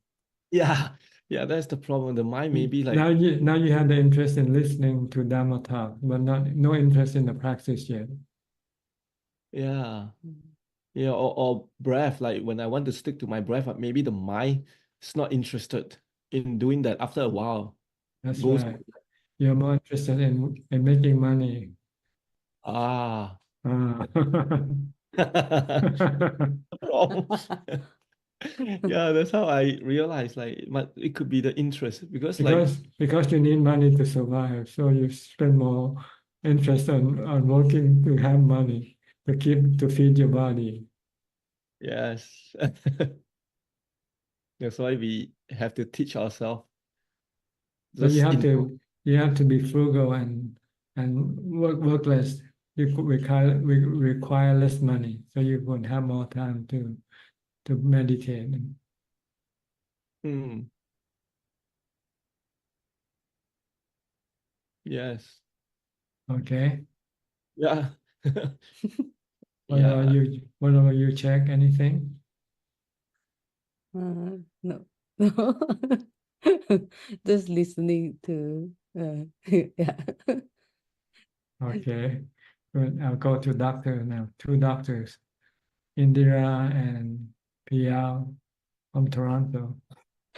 Good morning. Good morning, Ajaan from Toronto. And we also want to thank Check and Sui. They sent us the Set of books. Dhamma set of Lots of books. Yes. Whole big package. So lots of merit to them for Dhamma Dana. Okay. Anumodana. Satu. And also, we are practicing what we learned from you. And it's been helping a lot because even in normal life, I've realized that I used to always get annoyed at things, react, but it's getting so much less. So I just want to say thank you again. We had a 1-day retreat. Actually, it was 2-day, but we could attend to the morning session. It was good at our temple in Mississauga. We have few temples in Toronto. So Yes. it was. You should make it a habit to have at least once a week Yes. a retreat, 1-day retreat. Yes. Which is today in Buddhism we have what we call observance day, which is today in Thailand. Once a week you have observance day, in which you're supposed to go to temples, listen to Dhamma talk, and practice Dhamma practices. Yeah, practicing at home is good, but when you are in a time slot, you practice, then you extend the practice. I think it's say 45 minutes to 1 hour. I think that makes it's much better. Like you have more time to spread it out rather than just rush it through the day. Well, because you can adjust according to the situation. Yeah. Ancient time you have to go to the monastery or temple, but now you can make your house a monastery and practice at home. You can listen to Dhamma talk online, or so you can meditate or have your retreat anywhere, as long as the place you practice is quiet and not disturbing your mind. And as you get free food at the end of the day. No, we offered, actually me and my friends, we offered dana to 60 of the participants and 2 of the monks. Yes. So it was really nice, Ajaan. Yes. You might have to go to temples if you don't know how to meditate, how to practice yet. So you might have to go and listen to monks or ask them questions. Questions, yes. But once you We know what to do, to do dana, you know how to keep the precept, you know how to practice mindfulness, then there's no need to go to, except you want a good quiet place, and maybe a monastery might be a much better place for that. Yes, yes. And sometimes there are monks that visit, so then we go to listen to the Dhamma talks, because as like there are 3 ways of getting the wisdom, right? Suttamaya is by listening, contemplation by Chintamaya wisdom, and then Bhavanamaya. So sometimes listening to good monks, you learn, Dhamma, so which is also good from time to time. Yes, because there are many perspectives of Dhamma. Yes. Yes. And different monks have different perspective of showing the Dhamma to us. Yes. So you can fine tune yourself. Like you think you might doing the right thing, but that's where I'm doing wrong. So sometimes you can just check yourself, you know. That's right. But sometimes it can also be confusing. Yeah. It may become Yeah, contradictory. good. So you have to be But once you careful. have a formula, you can go through the same formula over and over again. You know it's working. You don't have to change anymore because you know that steps will get to. I have a question about Chitta Ekagrata. I know it's a part of the Jhana factors, Priti, Sukha, Ekagrata, and Upekha. So Ekagrata, does it mean that everything comes together, like the breath, Yes. the body, and the It be- pleasant sensation all in one? It becomes singular, merely Singular. knowing, merely knowing. Before it has feelings, thoughts, and everything still working. But when you fully concentrate it, then the thought, feelings disappear. And all that is left with just a knowing. Right. So that time the Vitaka Vichara is all gone. Yeah, vitaka is thinking. See? Vitaka vichara Yes, is thinking. it's gone. And happiness is feeling. Everything is gone. All you have left is emptiness. Or equanimity, Yeah, I think that contentment. yeah, Contentment it's is like a not steady feeling. flame. I think it's Contentment is not feeling. yeah. So I think is that the metaphor for jhana, I think the jayati is like burning a steady flame. So the mind is very steady. It's not like a flame which is flickering. It's just steady, one thing. Still becomes still. Yeah. Become merely knowing. All the Dhamma khandas temporarily stop functioning. Vijnana, Vedana, Sanya, Sankhara. So you just know at that time you're no doer. Doer is switched off. You don't do anything, you just one. be immersed in the pleasure of contentment. So even Upekha does have pleasure, like a certain degree of pleasure, because the more you stay there, the more it's peaceful, but still it's there's a pleasure, certain amount of pleasure, not the pleasure of It's contentment. Sukha, like a accelerated. It's contentment. Equanimity is contentment. Contentment. You don't feel you need anything. You're completely full in yourself. So after a full meal, you're done. You don't need any. People giving you food say no. No thanks, no more. Thoughts coming and saying, do this, do that. No, I don't need it. This is happy. This is good. Yes, this is contentment or satisfaction. Yeah. But it's still temporarily. This contentment is still temporary. Yeah. You want to make it permanent by practice vipassana. Yes. And see the getting rid of all the cravings that causing the discontent. So when there is no craving, then discontent will disappear.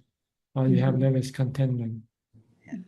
So that's where the etang santang etang pranitang. This is peaceful. This is the bliss. That's where the final contentment. That's right. This is permanent. Okay. And there's no more craving, no more sankharas. No more birth, no more rebirth. Sankhara. So one question I had, I think it's a comment mostly like somebody you're trying to advise someone. I mean, I think there's some guidelines. I guess Buddha said in I think Abhay Rajakumar Sutra. It's just like about the right speech. So it has to be true. Whatever you're trying to say something, do something, or advise someone. If it's true, yes, then next thing is beneficial. If it's true, even it's not beneficial, don't do it. If it's true, beneficial, and next thing is to think is it timely.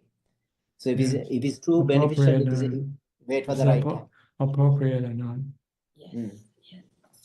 So that right speech formula can be applied to many things, even in the thoughts when it comes in. You say, is it true? Is it beneficial for you? These thoughts, whatever that comes in, just let it go if it's not beneficial or not timely. That's right. Good. Other one, when you talk about the present, I think somebody talk about the present moment, bring the mind to the present moment. It's just being in the present does not help that much, because present is everything which happens, even the past or the future is happening in the present. Absolutely, there is no past or future when you think about the present. So if you think about something in the future, it's happening in the present, or if you're worrying about something in the past, it's also happening in the present. Buddha said in the Bhaddeka Ratta Sutra, he said, Pachupena yedamma tatta tatta vipassana. So whatever that happens in the present moment, do inside anicca dukkha anattama. So Pachupena yedamma, whatever that arises in this moment, vipassana, just tatta tatta vipassati. So that's the, he said, that's the auspicious day, auspicious moment.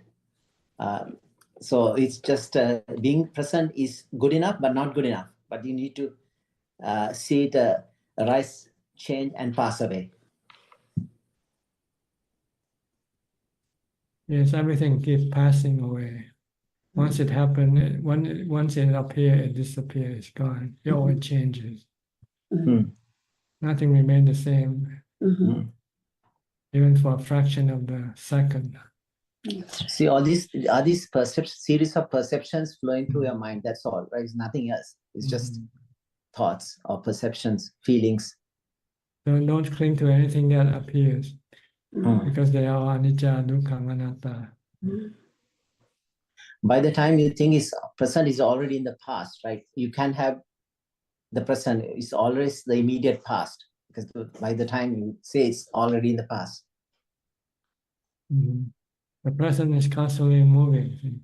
Moving, the immediate past. What appears now is gone. It's like a conveyor belt. Yeah. So it is the present is actually the immediate past. Yes. If you stand and watching the conveyor belt, things that move past you all the time. Keep moving, Like treadmill. Yeah. Thank you, Bhante. Thank you so much, So, Ajaan. Thank you so much. Teruan Sarnai. You're welcome. Next, Kafailin from Malaysia. Good day to you, Ajaan. I'm just listening today. Thank you. Next, Ryan then from Singapore. Oh, Ajaan, just listening in today. Thank you. Okay. Inten from Indonesia. Good evening, Prajan. I'm learning Prajan. Okay, no question. No, thank you, Okay. Prajan. How about Diana Anjali from Canada? Namo Buddhaya, Ajaan Suchart. Yes, good to see you again. I apologize, I had to miss the first part. I had to stop the video. Do we have time for some question? Yes, we got plenty of time. I was listening today. Just just this moment, I had a question about jhana. This the mindfulness, the breathing about jhana, and the panya about it's all anicca, dukkha, anatta. So when we achieve this jhana, it's also anicca and dukkha and anatta. Yes. Yes, if you cling to it, because you cannot remain in jhana all the time. See? So when you come out of jhana and you want the mind to be in jhana again, and you cannot get back into jhana, then this can be dukkha for you. So then, when in jhana, there's no like awareness of anicca, dukkha, and anatta. Oh no, there's nothing in jhana. To be aware, you have to teach the mind by thinking of the nature of jhana as being temporary. But And only after that's jhana. right. After, when you're in jhana, you don't do any thinking at all. You're just resting, like when you go to sleep. You don't do any work when you go to sleep.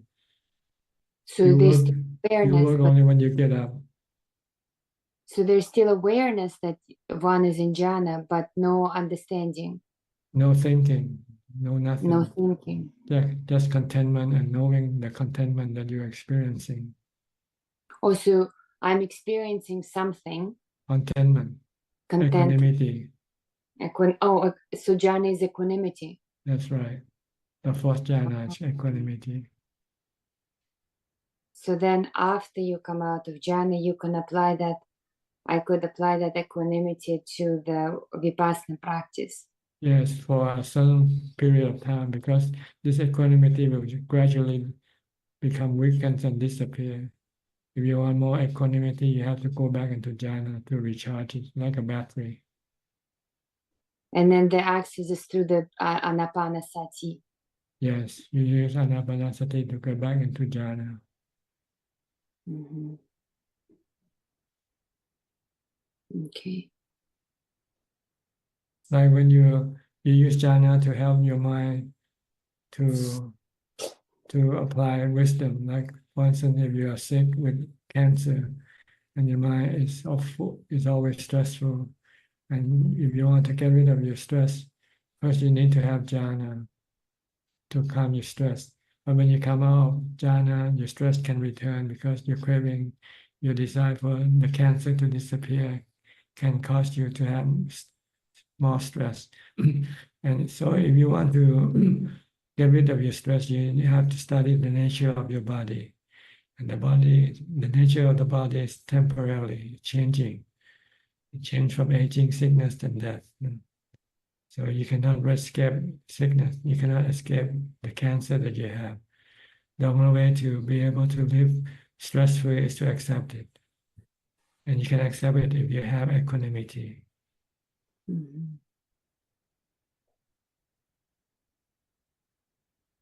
This is the purpose of using wisdom and equanimity to get rid of your craving that's causing you the stress.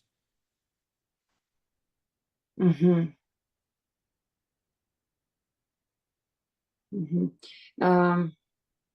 Well, I like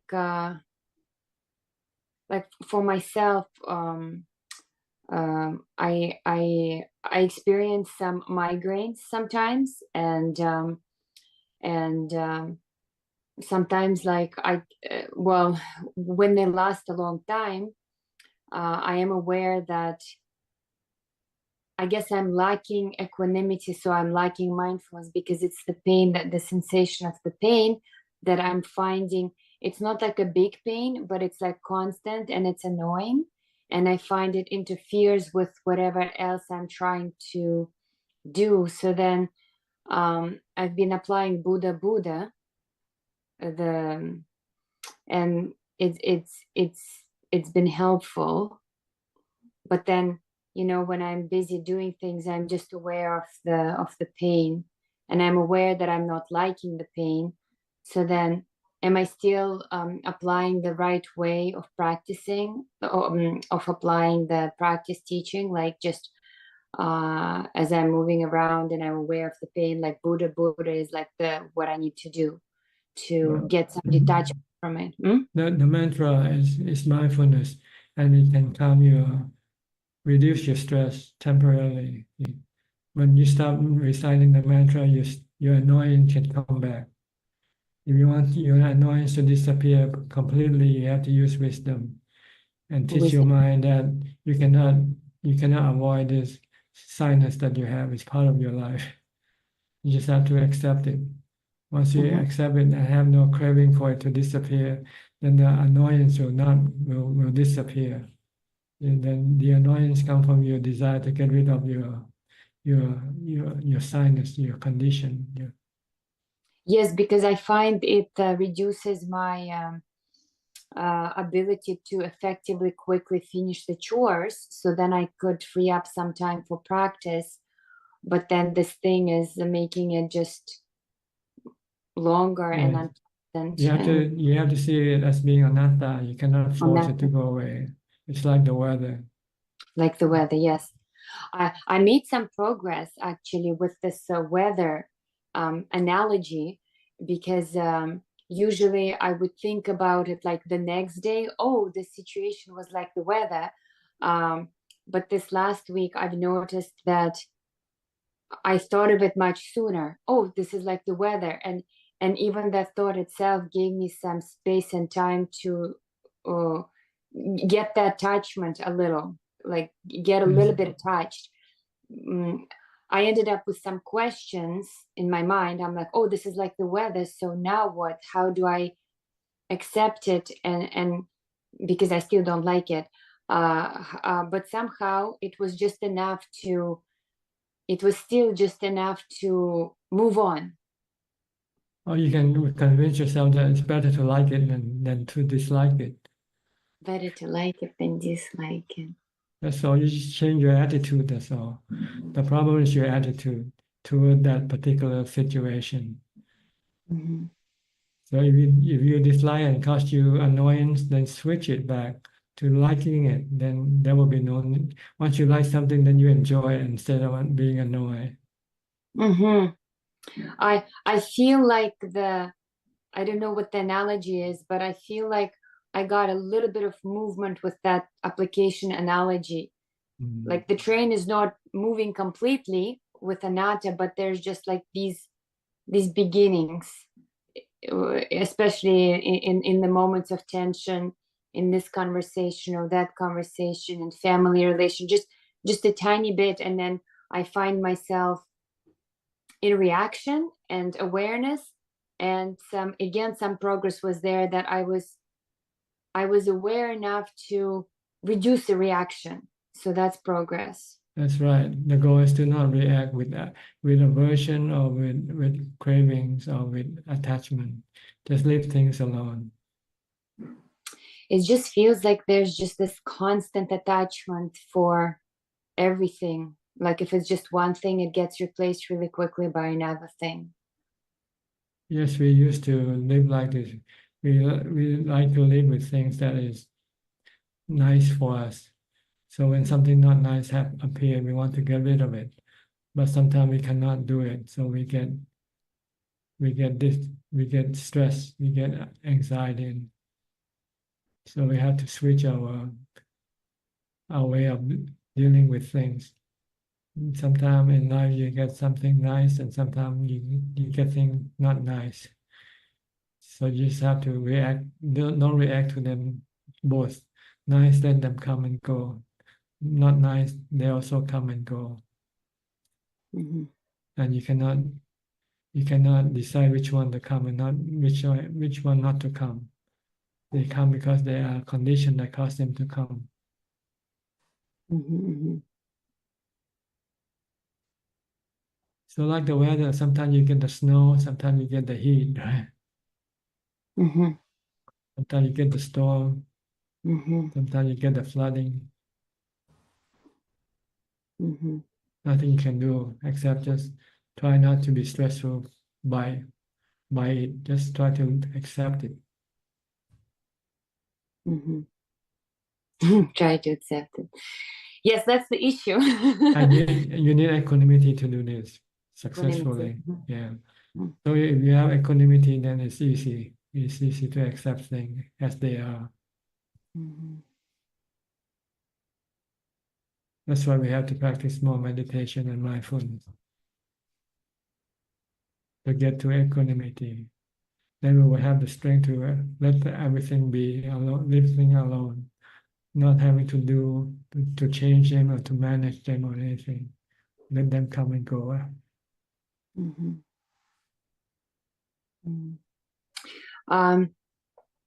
Last weekend at the Sri Lankan monastery that I have access to here, they had a special children's Dhamma. So I took my daughter there.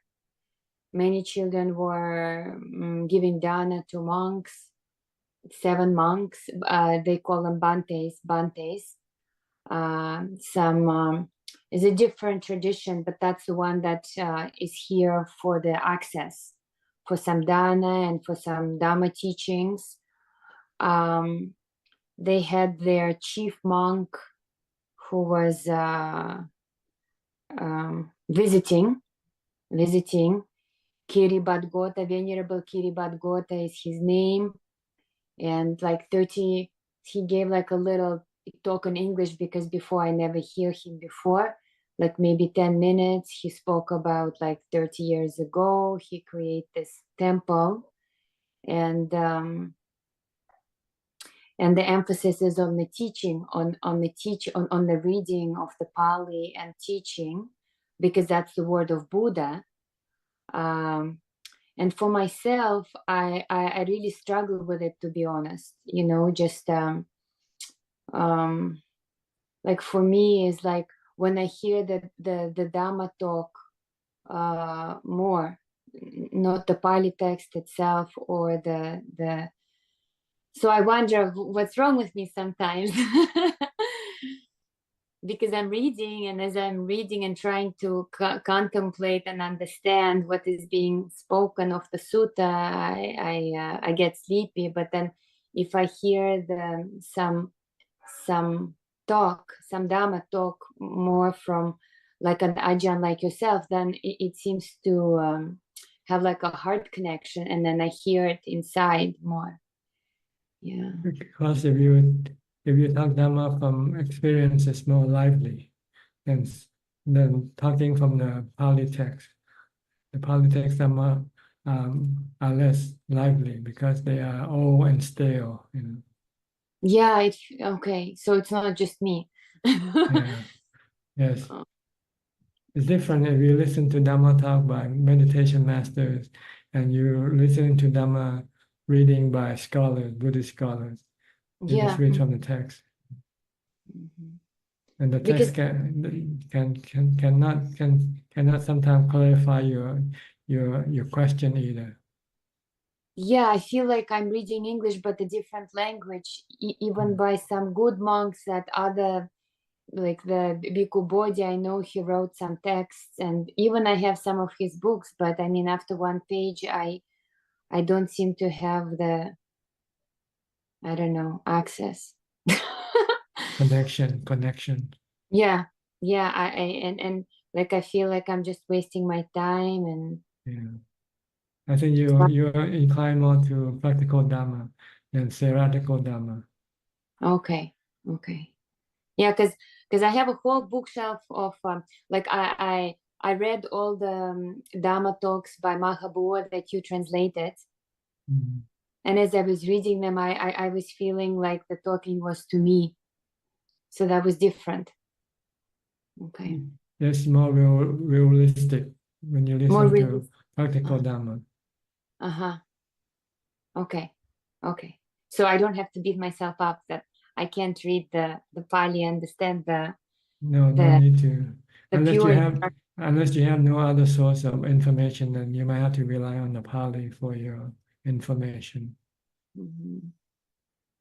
I really enjoy like reading it as a sound. I feel it kind of like I feel something for sure. But when I hear it in English, like I miss it somehow. Okay. Anything else? Just very happy, always very happy to be here. Looks like I will be able to join on Tuesday, so that's very nice. So I hope to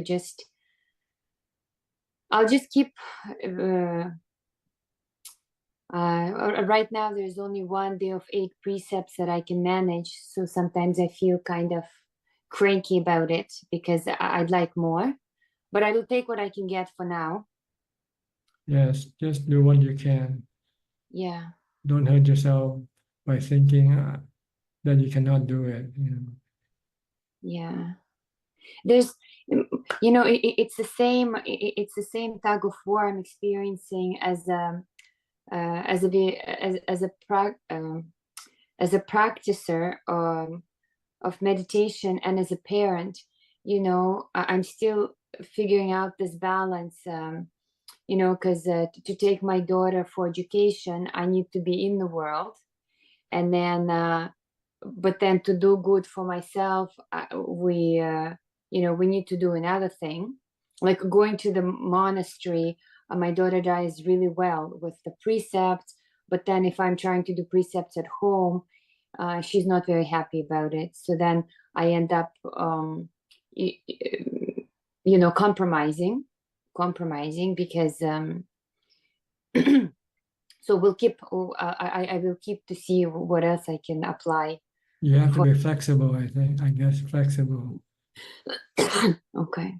Just do whatever you can. Yeah. And adjust accordingly. Yeah. Don't stick to a certain goal, and when you cannot do it, it can cause you disappointment. So sometimes you might be able to do what you set up for, sometimes you might not be able to do. So let the situation decide for you what you should do, how much you should do. Okay. Okay. All right? Okay. Where's your daughter? Is she sleeping now or she just No, she went to... she's a little sick today. She's in another room just playing. I could see if she'd like to. No, She no, it's okay. Just wondering. That's all. Yeah, we'll do like another time. I know she wanted to, she had some interesting questions actually. One of the questions was like she was wondering if there is a bodhisattva somewhere in this world right now. Mhm. Anybody who aspires for enlightenment is a bodhisattva. Anybody who's what? Inspire for enlightenment. Aspire for enlightenment. Aspire for enlightenment. So should I say yes, there's a bodhisattva in this world here somewhere? Yes, but we don't know who, that's all. Maybe you are Yeah. yourself a bodhisattva and not knowing it. Yeah, yesterday we watched, oh, I see. Okay, because I thought bodhisattva always knew he was a bodhisattva. He He's had that. someone he is someone who aspires for something good spiritually. That's what a bodhisattva is. He doesn't seek any worldly achievement. He doesn't want to be rich or famous or anything like that. But he wants to be nice and kind, having loving kindness. He likes to help people, and this sort of thing is a bodhisattva quality. Oh, that's so nice. We watched some Jataka tale yesterday, and there was a woman, I cannot recall her name, but she got to be a Sotapanna, and then afterwards she went on to have 20 children. So then I was wondering, how does that work? Because I thought once you're Sotapanna, you lose some desire quality. No, you're closer to full enlightenment once you become a Sotapanna. You know the path. So you can walk there by yourself without having any teacher to guide you. You don't need a Buddha anymore. You don't need the Buddha, the teaching to guide you. You got the teaching developed inside your mind. But she didn't take the renunciating like the other stories we watched. She didn't want to become a nun. Because she's not ready yet. Maybe because she has some other commitment that she has to keep. Ah, okay. Like you have a daughter you have to raise. Yeah. You cannot go and become a nun now, but you can be a Sotapanna and still look after your daughter. Oh, that's nice. I just have to practice mindfulness. unless you can convince your daughter to ordain with you, then you both of them can go take ordination. Oh. Yeah, that's far away for now. Okay, but at least once you're Sotapanna, you're guaranteed Nibbana within 7 lifetimes at the maximum. Okay. But that comes with mindfulness, right? We need mindfulness. Oh, you must have that high level of mindfulness to be able to become a Sotapanna. You don't need a high level of mindfulness? You already have that high level to be able to achieve Sotapanna. Oh, okay. So You have Jhana already to become a Sotapanna. You have to have Jhana. You have to have equanimity. Okay. And you see the Four Noble Truths. That's wisdom. Okay. Okay. I'll have to move forward. Go now, because we're running out of time. See you next week or next time, whenever you're ready. Next, Steph from Oregon. Finish your work for the morning with your sons. Yes. I got them to school. Okay. I had I don't know, like a realization last week, because the boys, like when they're home, my life is very busy, and then now it's back to very peaceful during the day. And I had this kind of that feeling states are impermanent, and that if I was attaching to feeling states, I was kind of choosing suffering. And so now I've been kind of saying to myself when I start to suffer that I'm choosing suffering. And that's been kind of really helpful for me. Does that Yes, make sense? you're the one who make the choice to suffer, not to suffer. Yes, I'm very much seeing my own part. Yeah. Your own In craving, suffering. or you're craving for things or attachment to certain things. When you don't have it, then you feel suffering. So you have to let go of your attachment to things. A comfort. Like Yeah. it's a comfort. Like I want to be comfortable. And that's kind of what I'm, yeah. By relying on a certain thing to make you comfortable. And when that certain thing no longer there, then you become uncomfortable.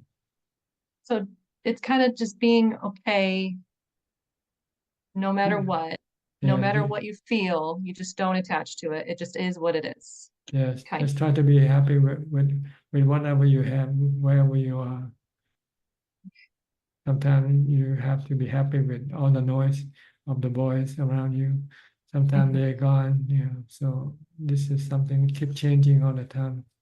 Yeah, I just want to say I feel Diana very much. She was saying it's hard to be a parent and like you want to be in this because the Dhamma world is where I want to be, but I'm a parent and I have to get them into the world. So it is it does feel like a parallel world that I'm like living right now. And so I wanted to speak to her on that, but yeah, it is it's hard to both be a parent and be a Dhamma practitioner like in this Western world, but it's very important. And it's like, I don't know, it's my whole point of being. So Yeah, you have to do your duty as a mother first. yes, yeah. Okay. But Thank you. That's all. if you somehow can have somebody to do it for you, then you can. But I don't want them to. I want to do it. They're my babies. All right. Like the Buddha. The Buddha Yeah. knows someone could look after his wife and his son, so he left the palace. Yeah. Yeah. Well, I'm a Bodhisattva for now. I'm not a Buddha yet. Okay. Okay. All right. Thank you. You're welcome. Next, Julia. Hi, Julia from Colorado.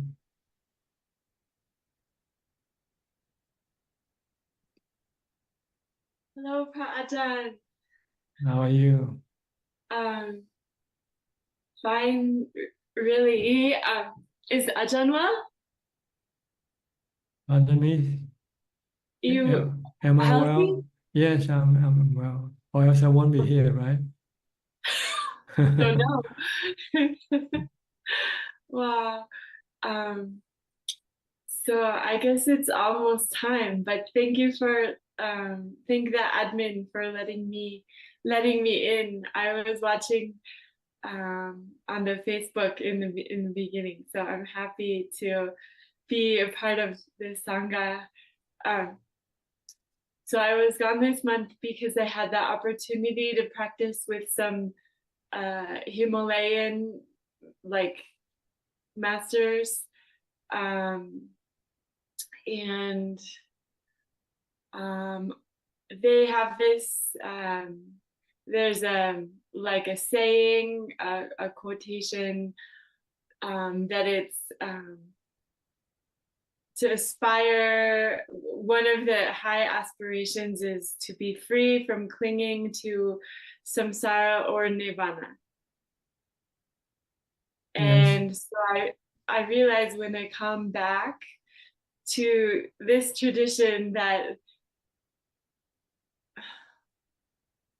I love Theravada and it works so well for me. And I think that's best for the world also. And yet I have this respect. I have so much respect and gratitude for the many different kinds of Dhamma. And so I've been thinking about that. And then I've also been thinking about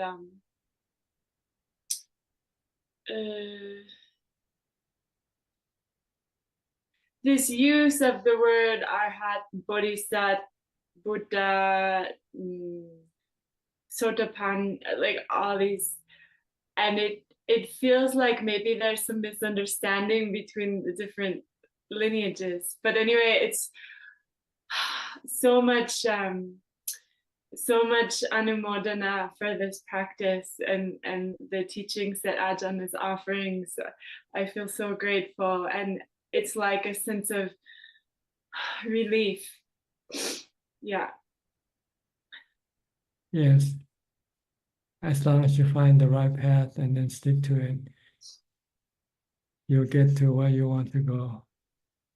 See the theory of bodhisattva and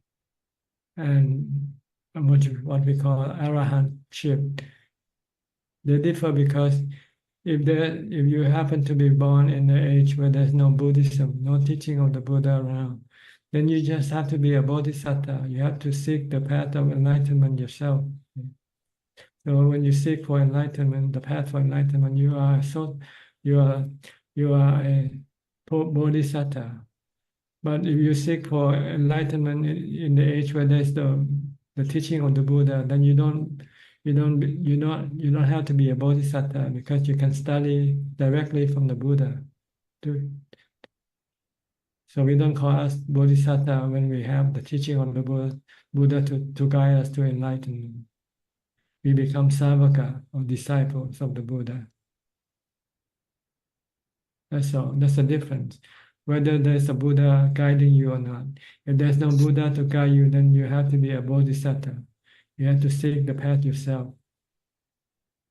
But once there is a Buddha or his teaching around, then you don't need to be a bodhisattva. You just be a disciple of the Buddha. You take up the triple gem as your refuge, as your teacher instead. Okay, so. And you can achieve enlightenment right in this lifetime. But if you are a bodhisattva, who knows how many more lifetimes you might have to go through before you become enlightened. So if there are Buddhas available and one can receive the teachings, then you don't have to look for the path yourself, right? Okay.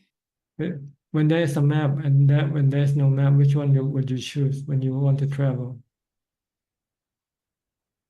It's better to have a map than not having a map, right? Okay. Okay. Buddhism, or the teaching of the Buddha is like a map thing. Yeah. But if you don't have a map, then you just have to rely on your own sense of direction. Yeah, yeah. Huh. Okay. That's very helpful, Ajahn. So right now, during the age of the Buddha's teaching is around, you don't need to be a bodhisattva. You be a disciple. You study the teaching of the Buddha, and you can shorten your quest for enlightenment from thousands of lifetimes to just one lifetime, this one lifetime. So that's the difference of having a Buddha as your guide or not. If you don't have the Buddha as your guide, then you have to look for the path yourself. This can take thousands of lifetimes or more, or millions of lifetimes. But once you have found the Buddha teaching or met the Buddha himself, then he can guide you to enlightenment within this lifetime. Or maybe just after listening to his Dhamma talk, you can become enlightened right away.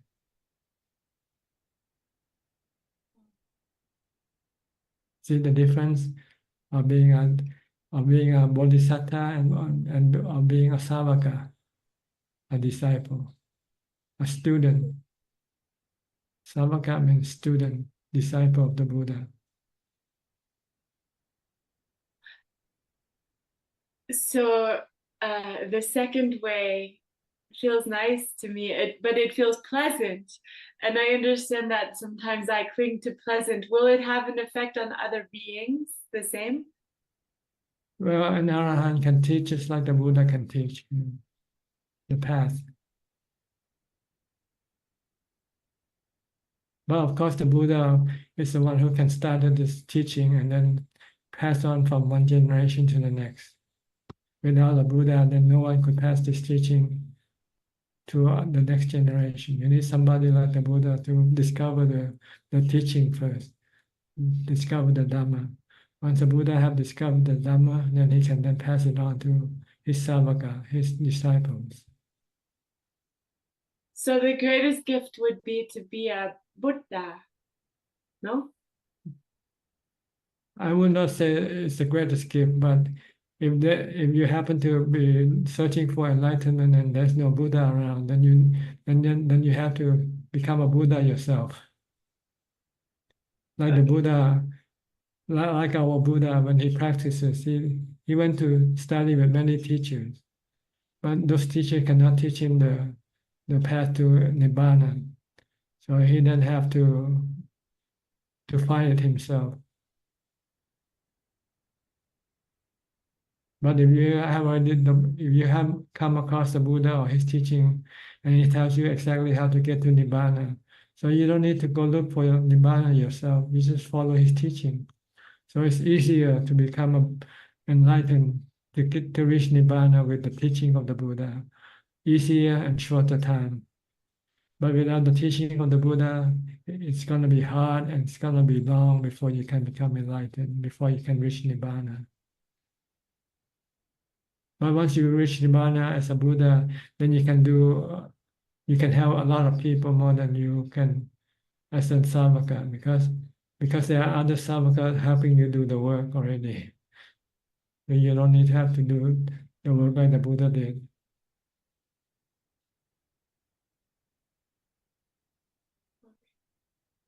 So it doesn't matter how you get there. The point is to get there. It doesn't matter how you get full. Just get full by eating whatever you can come across to you. Don't wait for the next meal to get full. If you can eat for this meal and get full. Don't wait for tomorrow. I'll wait for tomorrow and get full. Like if somebody cook you a dish and say, eat it, or you say, no, I want to cook my own dish. I have to go buy my own food and cook my own food. It might take a long time before you can get full. But the result is the same. You become full from eating the food somebody cooked for you, or you have to go cook yourself. Okay. But it might take longer time for you to cook the food for yourself. Because you might have to go shop, then you have to go cook your food. It might take a longer time. Yeah. But if somebody bought you the food and they say, here's a meal for you. That's perfect. That's the Perfect. difference. That's the difference. Okay. Yeah. That's just what I need to hear, those things. So hopefully this will benefit someday to all beings. And also just to sweet and check, last year they mailed me some books and I read some and I donated them to the local meditation group. A long time ago, I got rid of all my books because I lightened up everything, possessions, but I kept Beyond Birth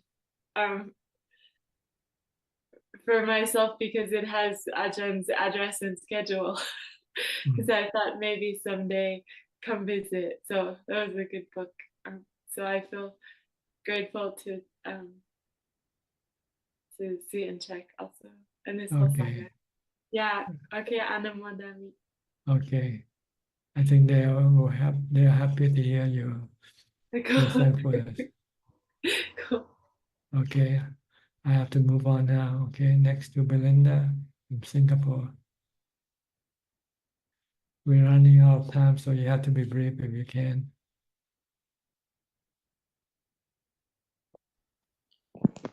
Good evening, Tanajan. Yeah, Tanajan, I want to ask if you're well. And even if you're unwell, you would attend to many times. If I'm not well, I won't be here. Sometimes when you're unwell, like you have sore throat, you do participate too. But it's still well enough to do. I just have stomach upset just now, and now just better. And but I remember not to feel, to remain, when it's painful, it's accept. When it's feeling better, I'm feeling better now, and I don't have to feel happy too. So Yeah, you don't have to be stressful from it. Mm. Just be happy with it. You can be happy with your sickness. in this moment now, I just don't feel pain, Yeah. and I don't have to feel happy too. Mhm. Mm. You just have to have the right attitude toward things that happen to you. Mm. If you have the right attitude, you can be happy with whatever happens to you. Ajahn, I will have a quick question that I have since quite many weeks. This question has been at the back of my mind. It's about impulse. I have a friend who called me, reached out. I think his co-worker committed suicide, and before the co-worker committed suicide, that person left him a suicide letter via email, and was full of resentment towards him. And this happened 2 years ago. So this friend of mine is still feeling distress, feeling guilt. Yeah, I don't know. I've been exposed to environment where people also like threaten to commit suicide, and also there are suicide cases. So basically, it's about impulse. So I just wonder, like, what advice Ajahn could give us as to how. Just accept things as they are. If people dislike you, let them dislike you. That's all. What can you do? If they want to kill themselves because of their dislike, that's their business, not your problem. If they want to blame you for it, that's their business. Yeah, as long as you didn't do anything to hurt or harm them, then you shouldn't worry about it. But I'm not too sure because I think my coworker, my friend, this is the coworker, and this coworker who committed suicide, he felt that it was caused by my friend. Well, you have to have intention to hurt them, see, before you can be blamed for it. But if you do something without intention and just happen to make them dislike, then that's the business. But so for my friend, he feels very guilty. He feels very guilty. Well, he doesn't have to, but he wants to be guilty. That's his business also. I think I have people who around me who threaten to commit suicide too. That's their business. They can do anything they want. They're like the weather. Leave them alone. If they want to live, let them live. If they want to die, let them die. It's not your business.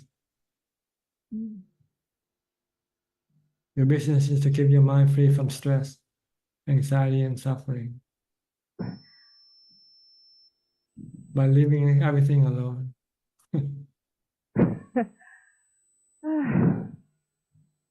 Right? That's your business. Your business is to look after yourself, to make that you are stress-free, regardless of whatever happens by other people. Whether they say good thing about you or say bad thing about you, you couldn't stop them. Okay, so then there's this like the impulse to help people. I have this tendency, like it's sort of like a reflex to help. It's good to help other people, but you have to look whether you can actually do it or not. The thought of helping people doesn't help other people. It's the action that counts. And you have to look at your action, whether your action can actually help people or not. If it doesn't help or hurt other people, then you shouldn't do anything.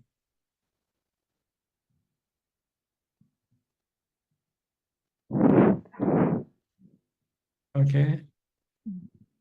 Anyway, human life is precious, so we do what we can to help. So I think I know what to tell my friend, but he did attempt to help, but it was just too late. Yeah. Okay. Thank you, Ajahn. Thank you. If you can help, do it. If you cannot help, then don't do it. That's all. And then I think we just have to accept. That's right. Yes. Accept the truth. Mm. Okay.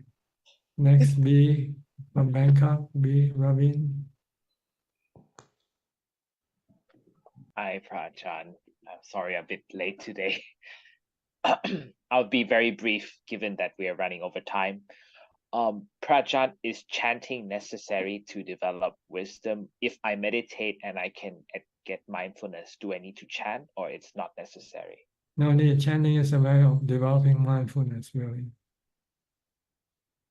It's like reciting Bhutto, Bhutto. Instead of Bhutto, you chant, do the chanting. So the different verses of chanting that chant for metta, for forgiveness, that's not necessary to Not develop necessary. wisdom. It's just for, well, if you understand the text, then you can get wisdom from that. You can get knowledge and understanding if you can understand, because most of the chanting are the teaching of the Buddhas. So if you can understand the Metta Sutta chanting, it means teaches you how to practice loving kindness, to forgive, to help other people, to make other people happy. This is the way to have mindfulness. I mean, having loving kindness. So if you can understand the meaning of the text that you chant, you can get wisdom, you can get knowledge from it. But if you just want to use it as a method of developing mindfulness, to keep your mind from thinking about other things, then you don't need to understand the text. But if you can use mindfulness without chanting, then you don't need to do any chanting. If you can watch your breath, if you can recite a mantra, then you don't need to do any chanting. You can meditate right away. All right. Thank you, Prachan, for your advice. Okay. I'll go to Sulan. Hi, Sulan.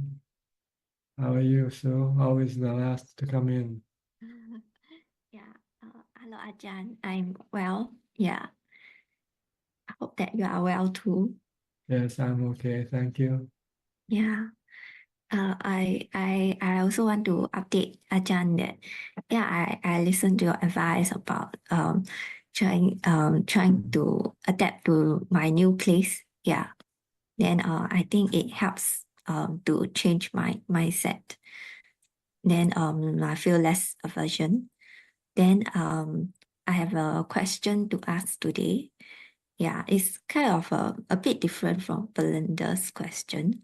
So like my question is that like when someone tell me to do ABCD, and I tell the person that I cannot do ABCD because of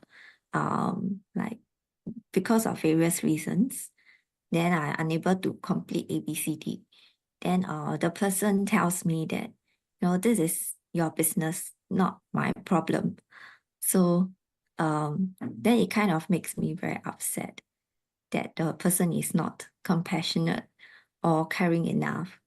Then despite I continue to try my best to complete the ABCD, but it's with a lot of aversions. Then it just creates a lot of mental suffering to try and So I want to ask Ajahn, like, what's your advice? Regarding what? Like how to deal with the aversion that arises, when people tell me that, this is your problem, not my problem. Your problem is trying to get a good answer, or answer that you like to hear. And when you don't get the answer that you like to hear, you become unhappy.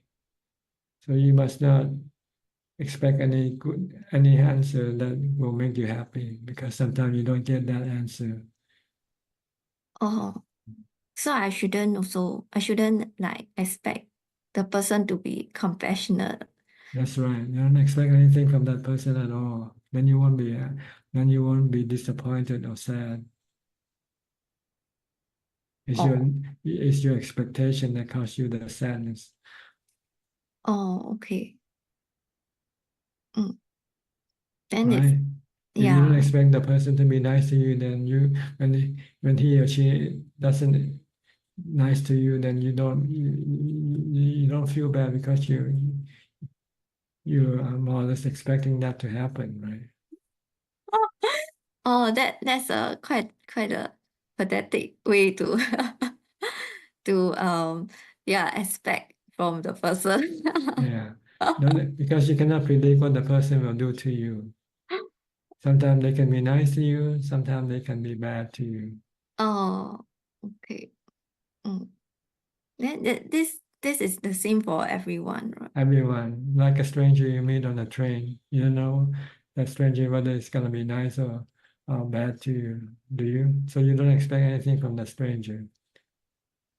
Oh, then does it means that, because we can't expect whether they can be nice or bad to us, then you have to always be on our guard against the person. That's right. You have to be mindful. Then it's like you cannot trust the person like that. Until you can prove that they can be trusted. If you cannot prove that they can be trusted, then you cannot trust anybody. Oh. If you don't want to be disappointed. Oh. Yeah, then we can only trust the triple gems, right? Like trust Ajahn, trust. Or you can trust someone and at least not expecting them to be completely trustful. Then it's okay. You can trust this person, but you can also expect that maybe he won't be doing what you expect him to do for you either. So you won't be sad. Okay. Because sometimes we live in a world in which we have to trust people, but we at the same time we also have to be distrustful at the same time. Be ready to accept whichever consequence you might come across. Oh, okay. Then I think I will need to try to digest this. Yeah. Because it seems like quite a hard thing to do. Like you have to trust but not trust. Because nothing remains the same. So everything is anicca, changing. You can trust me, but I can change, and I won't be something that you expect me to be. Then you become disappointed. Oh. Can you guarantee that everybody will remain the same all the time? The same person always remain nice all the time? You cannot, right? Yeah, I cannot. Okay. Okay. Yes. Very valid. Yeah. So if you don't want to have any disappointment, then just don't expect anything from anybody. That's all. Then you don't worry about trusting them or not. When you don't expect anything from them, then you don't worry about having to trust them or not. Yeah. Okay. Then and also we shouldn't like quarrel with them, right? Right. Shouldn't have any interaction with them at all. Oh. Reduce interaction with other people to zero, then there'll be zero problem. Yes, zero problems. That would be ideal. Yeah. As soon as you react with people, interact with people, there will be problems sooner or later. Yes. So let's come back to your own expectation, really. That's all. Don't expect anything from anybody, then there will be no problem. Take things as they come, good or bad. Okay. Take things as they come, good or bad. Okay. I will try to remember what you say. Okay. Okay. I think we're running out of time now. Yeah. Sadhu. Okay. More questions from Kunjuk. Please go ahead. Namaskar,ท่านอาจารย์ค่ะ. We have 4 questions this evening. The first question is from Metta Vandana from the United States. I came across Sapasava Sutta from Majjhimaya Nikaya that I'm curious about. Ajaan's comments on facing a tiger or live in uncomfortable places to check our attachments for the body. In the sutta, the Buddha said to avoid those things. Can Ajaan please provide clarification on this? Thank you. Well, under normal circumstances, you want to stay away from anything that can threaten your existence, right? But when you want to find out whether you have let go of your attachment to your body or not, then you might have to expose yourself to some form of danger, some risk, to see whether how you would react to under such circumstances. But I would say that you have to go and meet the tiger in the cage one-on-one, you know. But you might go live in the forest there, which there might be some tiger roaming around, but you don't actually see them yet. Yeah, so that when you hear the sound roaring, and you can look at yourself, how do you react to the situation, whether you can still remain calm and undisturbed or not.